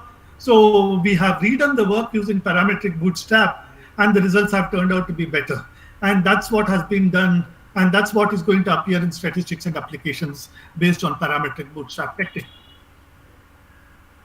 So as you know that longitudinal studies in which individuals are measured repeatedly through time, because this has to be done over a period of time in order to establish how the repeated measurements are going to have an impact at obtained from different points of time, especially on the intelligence factors. So this set of repeated measurements will be useful to study the developing pattern of change over time. So unlike the usual cross-sectional data or the multivariate data, the longitudinal data will give you a pattern of change over time also. That's the reason why we have looked at longitudinal data. And I think some of my earlier students also have worked on longitudinal data. And obviously the important part which one needs to look into is, as far as the longitudinal data is, correlation arises due to the repeated measures on the same individuals, and it often occurs mostly in cognitive data. So we have to be careful looking at the correlation also. And of course, we have done something in correlation, and probably that is also going to appear in one more journal which has been accepted. Now, as far as the linear mixed model is concerned, I don't think I have to do much about it, because I'm sure many of you are well known as far as the linear mixed models is concerned and the generalized linear mixed models. But I thought I should just brush through these particular areas. So I have just presented a model y is equivalent to x beta plus zu plus epsilon. So you have a n into 1 vector, which is the outcome variable. X is usually your n cross p predictor variables. A beta is going to be a vector of random coefficients or parameters. You have a z n into q design matrix for the random part of it. And you have random effects. I'm sure epsilon, of course, is going to be the error term. So this is a usual one which all of us are familiar with. And the next part is something which is of interest to me. So here I have just taken a generalized linear mixed model. So you have Yij, which denotes the jth measurement for ith subject. And you have a set of authors who worked in this particular domain. So Yij are conditioned on the random fxpi with the densities which are exponential family from exponential family. So I have written f of yi conditioned over those, and I have written the exponential of the whole thing there with eta of phi dash that finally turns out to be xij dash beta plus zij dash beta b. So your xij and zij are k and q dimensional vectors of known covariate values, beta, a k dimensional vector of fixed regression coefficients, and phi a scale lambda ij is going to be canonical or natural parameter, which is a function of the linear predictor eta, and phi dot and c dot are the known functions. So this is a usual setup which all of us are familiar with. I'm just going to make use of this generalized linear mixed model as far as my joint modeling is concerned. So you can see that as far as working on this particular model, there are basically two steps. First step is going to be the conditional distribution of each Yij given the individual specific effects. So G of E yi given Bj, I have the model that is given here. G is the known link function. Zij is a known design vector, a subset of Xijs, linking the random effects to Yij. And you have a subset of parameters beta that are randomly determined by the components of Xij that comprises of Zij. So your second step is Bijs are assumed to vary independently from one individual to another. So I have Bis which follows a normal distribution with mean 0 and my covariance matrix G of the random effects. So there's an additional assumption of conditional independence here. So you have the responses yi1, yi2 which are there, and they are assumed to be mutually independent here. So you have the recalling of marginal models consider the consequences of dependence among the repeated measures. So in contrast to the usual GLM, we provide a potential explanation for the sources of dependence among the repeated measures on the same subject via the introduction of the random effects. However, the introduction of the random effects also has important implications for the interpretation of the regression parameters in the generalized linear mixed model. That's the reason why I've just taken both the fixed part and the random part in my GLLM model. So now coming over to what my data is all about. So the other than that, what I have said is most familiar to most of the statisticians who are well known in this domain. So here my data is cognitive functions and intelligence. Intelligence may be roughly defined as ability to solve any problem ranging from verbal to non-verbal aspects, which includes numerical, musical, bodily kinesthetics, so on and so forth. All cognitive functions are squarely related to intelligence of a person. Well, it's a very important aspect which psychologists are very importantly working on. So here we looked at these cognitive functions and its relationship with the intelligence. The concept of intelligence has been explained theoretically based on several empirical research studies wherein fact analysis has been used, and Spearman's two-factor theory of intelligence is very popular as far as studying this intelligence is concerned. Now coming over to what my interest is all about. So here if you look at it, there are two factors, G and S factors. This is what I mentioned in my objective itself.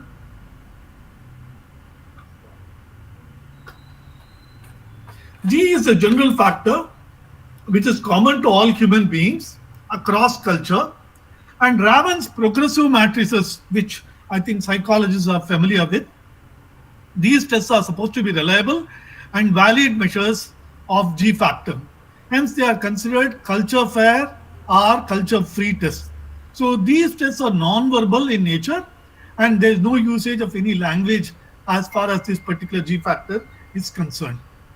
Now, coming to the other factor which is of importance to me is you have a S factor, which is going to be a specific factor. It could be linguistic, it could be language related, it could be number related, it could be musical related, it could be bodily kinesthetic, so on and so forth. All these comes under the specific factors because of their specific nature in their respective domains. Now, we have chosen three specific factors, and we have considered the G factor and a joint modeling of G with each of those specific factors. That is what my joint modeling is all about. Now let me give you an idea about what the data is all about. So as I told you, this is basically a secondary data.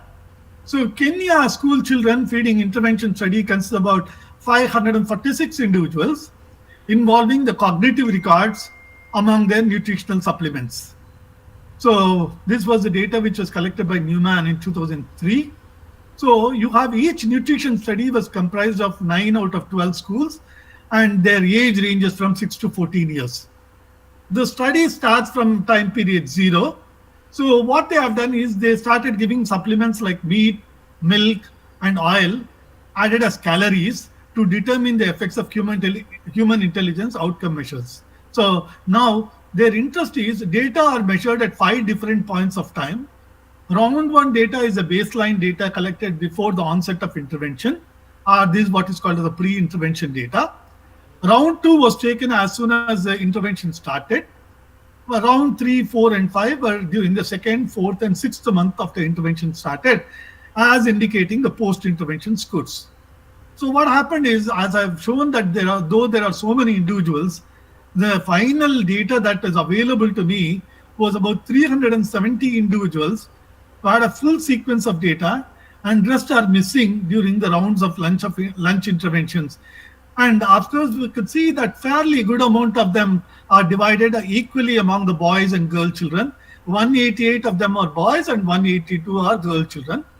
96 children were given calories, 126 were given meat supplement, 77 were given milk, and 71 were considered as a control as far as this particular study is concerned. So now what happened is, I have taken the basic descriptive summaries of this particular treatment and outcomes observed at 5 different points of time.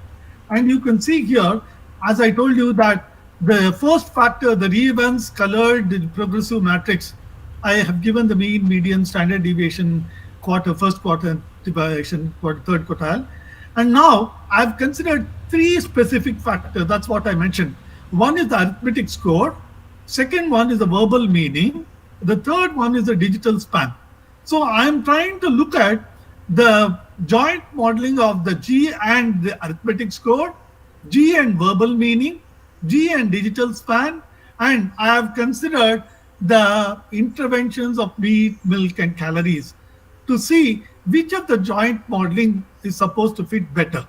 And I have other variables which are coming into picture. We have treatment groups, age, gender, all those are covariates which have also been taken into consideration as far as the study is concerned. Now, I've shown you the mean plots, and the mean plot shows you how the means are behaving as far as the different scores are concerned. So you can see means for the Raven score, you have seen the means of the verbal meaning, the digital span, and means of the last part that is going to be there. Now, as you know that, what I did is I have taken a joint probability density function of y, xi, beta into FBI, and this estimation is done using maximum likelihood. So there are two steps basically. So estimation of beta and g on the marginal integrated likelihood of the data. So I've given the likelihood function obtained by averaging over the distribution of the random effects. So that's going to be the first part that I have done using the maximum likelihood. And however, simple analytic solutions for these are not obtainable. So what I have done is general computations are going to be difficult. So I have taken a maximization of the likelihood, and I have adopted the iterative likelihood evaluation method requiring a lot of integrations. So ML estimation requires numerical, or I remember Monte Carlo, Professor Anup was talking about a lot of Monte Carlo methods. Also, Monte Carlo integration techniques that can be computationally quite intensive also. So I looked at both of them. So now what I did is I talked about robust technique. So first, the analysis starts with identifying the potential influential observations. So you can see that this can be studied using the residuals in the data. So I've identified the potential influential observations. Secondly, what I did is I have done the weighted adjustments. Proposed adjustments has been made to those influential observations and fitted the joint model to evaluate the performance of the robust maximum likelihood method. So once the influential observations are identified, I have made small adjustments, and this is included in those observations, and the altered data set is analyzed by fitting a robust joint model between the G and S factors in this study, and I have obtained the results. So as the first part, the influential observations in the data has been identified through residuals with a fitted generalized linear mixed model. So I have a Raven score, I have arithmetic score, verbal and digital span. So I have taken the three different interventions which I have mentioned, and I have listed out all the observations which are supposed to be influential observations based on the residual. So maybe about 8 to 10 of them are identified as influential observations, and among the 4 nutritional supplements that I've considered. So similarly, the AM yields observations which are influential, whereas VM, DS contain sufficiently less influential observations compared to the other one.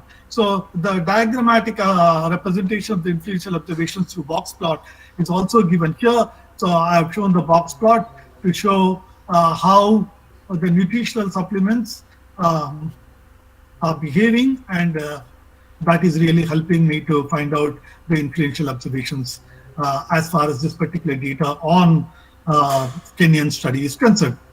Now what I did is, I think something has overlapped here, bear with me for that. So following Churl, a robust generalized linear mixed models, which borrows from the usual robust linear mixed models by an adjustment in the dependent variable, and I have given the dependent variable, sorry, bear with me, that I got a y star which is x beta plus zu plus epsilon star. So robust estimation is a GLLM which is achieved by an iterative algorithm. And again, I'm extremely sorry that there's a lot of overlapping that has taken place in the linear mixed model. Explicitly, the robust version of the modified normal equation is obtained, and you can see that equation 7 has taken care of that. And I have used this particular robust maximum likelihood to work on a joint modeling here. So now consider 2 longitudinal count outcomes. So here the outcomes are count data. One is y1ij, the other one is y2ij. This denotes the jth and j dash measurements of the ith subject.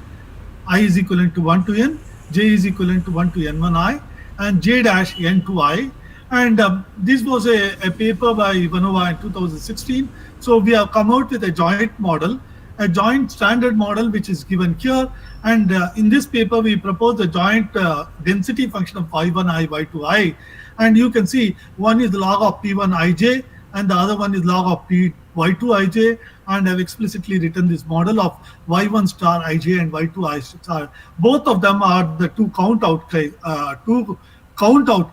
Tij is a time point at which j is measured. Xyj are the covariates in the study. Bi is the vector of random effects. Usually the random effects are assumed to be normally distributed with mean 0 and my covariate matrix D. So now what I have done is I have adopted my Monte Carlo expectation maximization. So now what we did is EM algorithm provides a tool for the maximum likelihood and this particular model.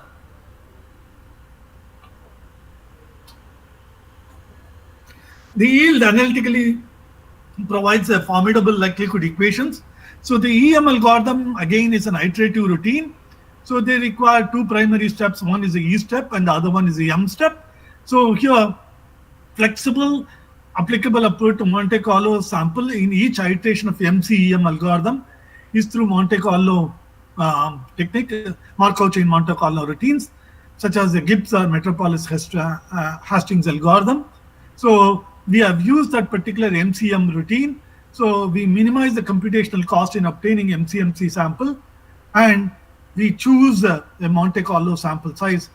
And we address the first question through an application of importance sampling, whereby samples are drawn during the previous EM iterations, recycled rather than running on an MCMC sampler of each MCEM icon. So the second question is addressed through an application of regenerative simulation study. So that is what has been done as far as the EM algorithm is concerned. So what we have done is I have a Monte Carlo approximation method. I have taken the Gibbs sampler and MH algorithm is used to implement E step, whereas the M step is completed via the conditional maximization. So as a classical model selection procedure, I have used Akai case information procedure, but well, that is something which is very standard. You can think about other procedures also, but I have considered Akai K becomes problematic for our considered Poisson distribution. And I have taken zero inflated Poisson distribution because, as I told you, my data contains zeros also. Some variations on AIC are presented under two different missingness mechanisms, namely missing at random and missing not at random. So both of them are taken into consideration. So this particular reference has been used by substituting Q function for the observed data, and we got the penalized log likelihood as a new model selection, and I got the Akai information criteria, and both of them, I'm sure all of us are familiar with it. I don't want to go into the details. I don't know. Somehow a lot of overlapping has been done, probably because of the equations here.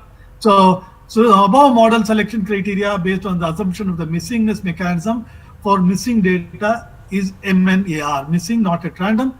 Then we write the ZIPS distribution with missing responses, and I have the Akai information criteria as follows. So missing data problem, there's a little information in the data regarding that. So as a result of these, I consider the issue of comparison of selection, both missing at random, missing not at random mechanisms, and I have used via AIC.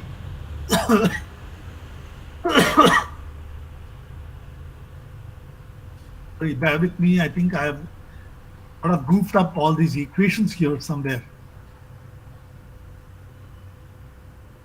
This was a last minute goof up which I made because I went to do some corrections, and then that's what has happened.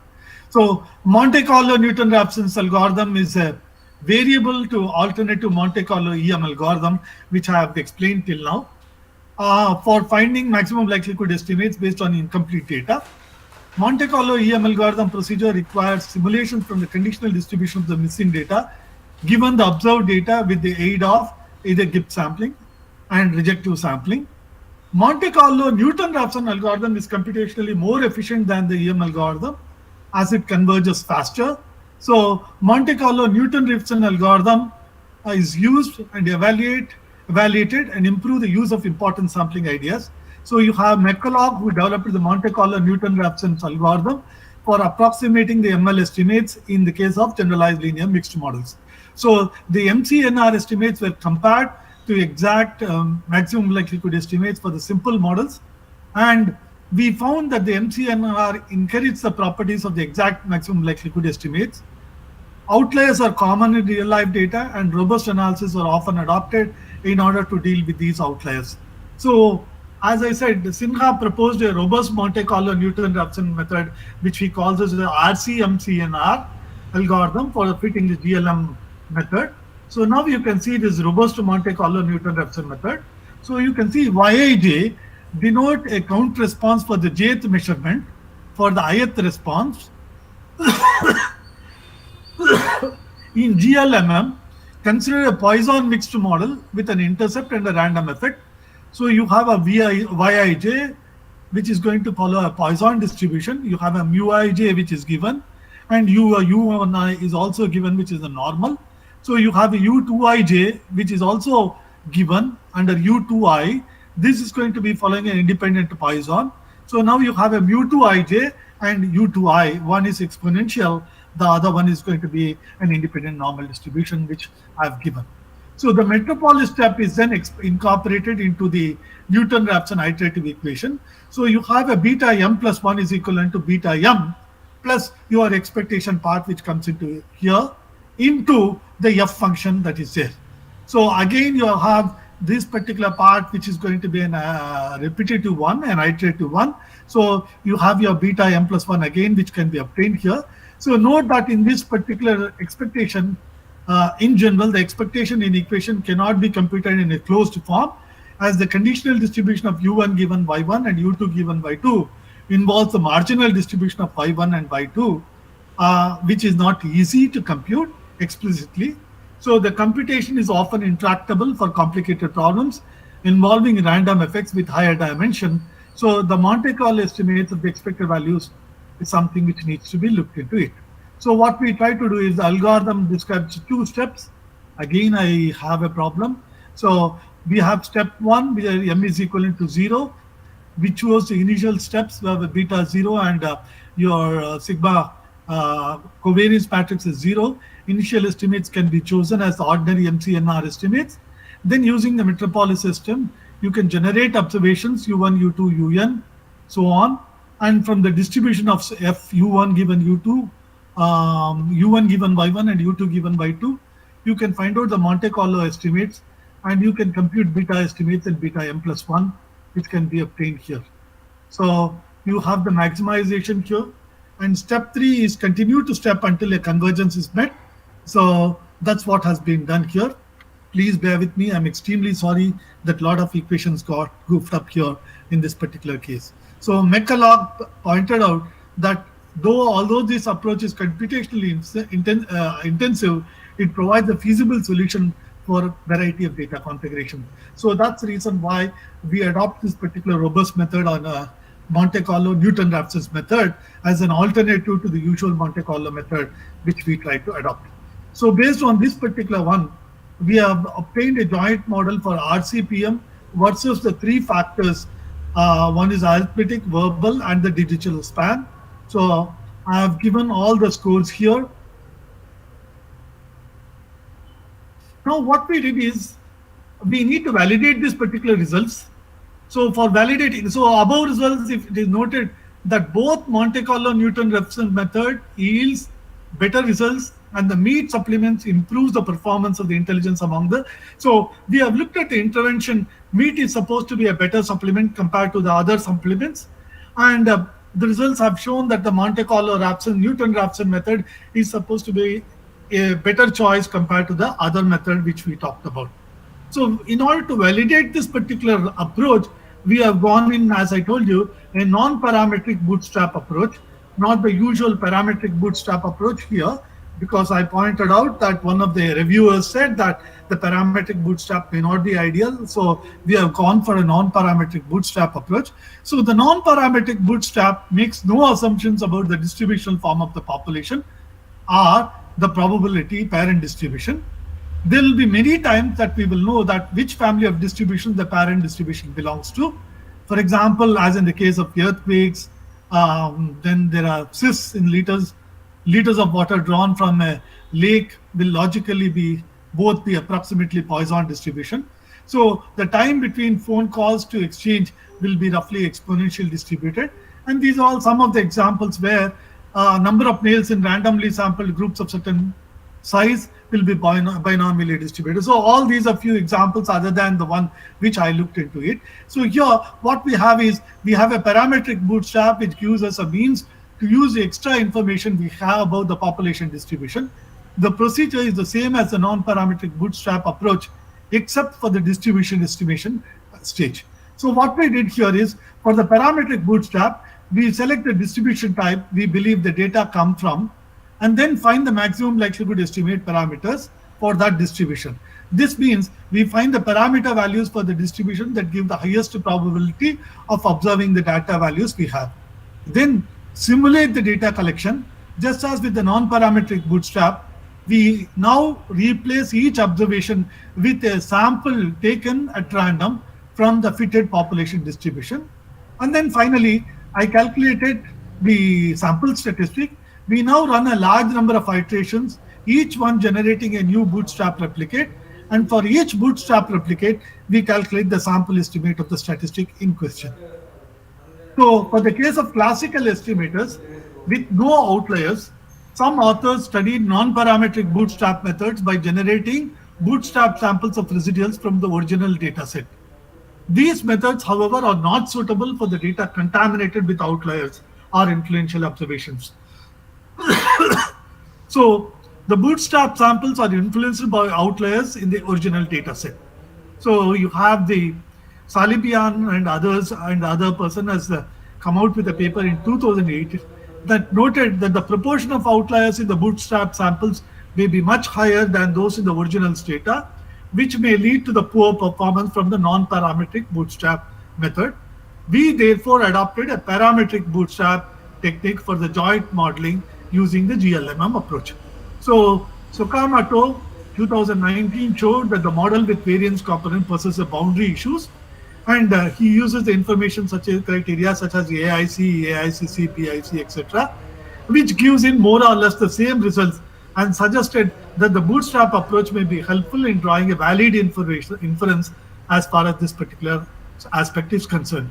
So in the following section, we explore the bootstrap technique to evaluate the robust generalized linear mixed model towards the intervention study. So here you can see that the bootstrap samples of varied sizes, we have a 0%, 2%, and 6%. We have taken different contaminations also. So we have incorporated the contaminations of various sizes, and we have looked at the different methods, the traditional method, the RML method, and the RMCNR method, that is the Newton-Raphson's method, which is a robust method. So we have looked at all the three methods for evaluation, and you can see that I have looked at the interventions also, like the calories, the milk and the meat, and the control. Now all the four interventions have been studied using the bootstrap for the G factor as well as the S factor. So you can see that I have studied for all the G factor and S factors. E and EAS, the first one. Second one is G with VM, that is another S factor. And the third one is G with the DS, that is the digital span.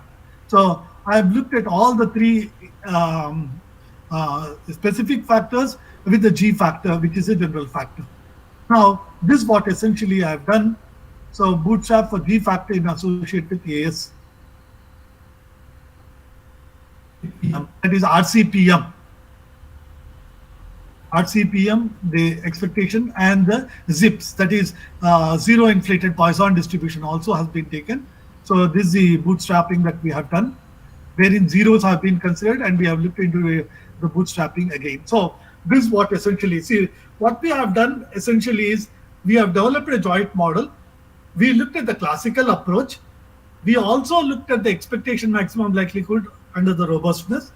We have also looked at a Newton-Raphson's biased robust approach, and we have shown that the robust approach of joint modeling seems to be a best alternative compared to the classical approach and the other robust maximum likelihood approach. So that's what we have studied under different interventions that have been considered. So let me summarize the conclusion part of it, and I will end my story here. So you can see that longitudinal studies are common in many psychometric studies, particularly on cognitive ability of school children. And you have a lot of literature that is available as far as association between G and S factors are concerned. Based on the log likelihood value, one can come out with joint analysis of G and digital span than the other two factors. That's what we have observed. So these factors, which are to do with higher order cognitive functions involving reasoning abilities on linguistic and numerical domains. Further, the influential observations in the data is assessed through residuals and adopted a robust method for joint modeling by imputing some adjustments to such required observations using a generalized linear mixed models. Based on the KK and BIC and log likelihood values of the joint mixed model, the influence of G is quite likely to be felt more on digital span, immediate memory, as shown by better association than the other two factors, which deals with higher order cognitive functions. So the other two, which is arithmetic and the verbal, are considered to be the higher order cognitive functions. So the higher order cognitive functions are not that better as compared to the one which is lower order, that is the digital span. And the last one, in addition to the Kenya intervention study, suggests that after inducing the adjustments to the influential observations, the supplementation of meat has shown improvement gradually on cognitive performance of school children compared to other supplements. So meat is supposed to be a better choice compared to the other interventions. Further studies, there is much more to be a GLM approach than these two aspects, and the many GLM approach extensions could also provide starting points for further explanation of the impact model misspecifications for count data. Indeed, we have considered two count data GLMMs. There are other possible combinations also which one could study. So we have considered two count data joint models. That's what we have considered. We have considered a zip model. We have also considered negative binomial. So that also has been studied. And we have seen the other distributions doesn't work properly. So the joint model seems to be a better alternative in order to study the cognitive behavior between a general factor G and the specific factor. Three specific factors have been considered, and the best alternative is the digital span. Thank you. Thank you for the opportunity. Thank you so much, Professor Srinivasan. Thank you, sir. I'm sure many people will use your recommendations to increase their intelligence level slightly, if they do have less intelligence. And lecture was really informative. Nice lecture. I thank you once again. Thank you, sir. If anybody has any query or questions, please, we can take up one or two questions before we conclude. Questions are welcome. I think none. So over to Professor Reddy. Thank you so much. Yes, sir. We'd like to thank our chairperson, Professor Akil Ahmed sir, Vice President of ISPS, for bearing from the morning 9 to 1 o'clock. Even though you are having internet disturbances, you have been reconnected with us. Thank you, sir. Thank you a lot. My pleasure. So next we'll post lunch will be meeting by 2:05 p.m. Thank you, sir. Thank you, all of you. Okay, so nice of you, everyone. Thank you. Okay, thank you. So participants, thank you, MR. Thank you. Thank you very much. Yeah. Thank you. Thank you so much, sir. Thank you. Thank you, sir. Okay, again meet by 2:05 p.m. Okay, thanks to the viewers. Lot of thanks to the viewers also who had been with us. Thank you. Participants are requested. Yeah. Yes. The participants are requested to link in session 2. That is at day 2 session 2 link by 2:05 p.m. Thank you. Thank you. Fine. See you all.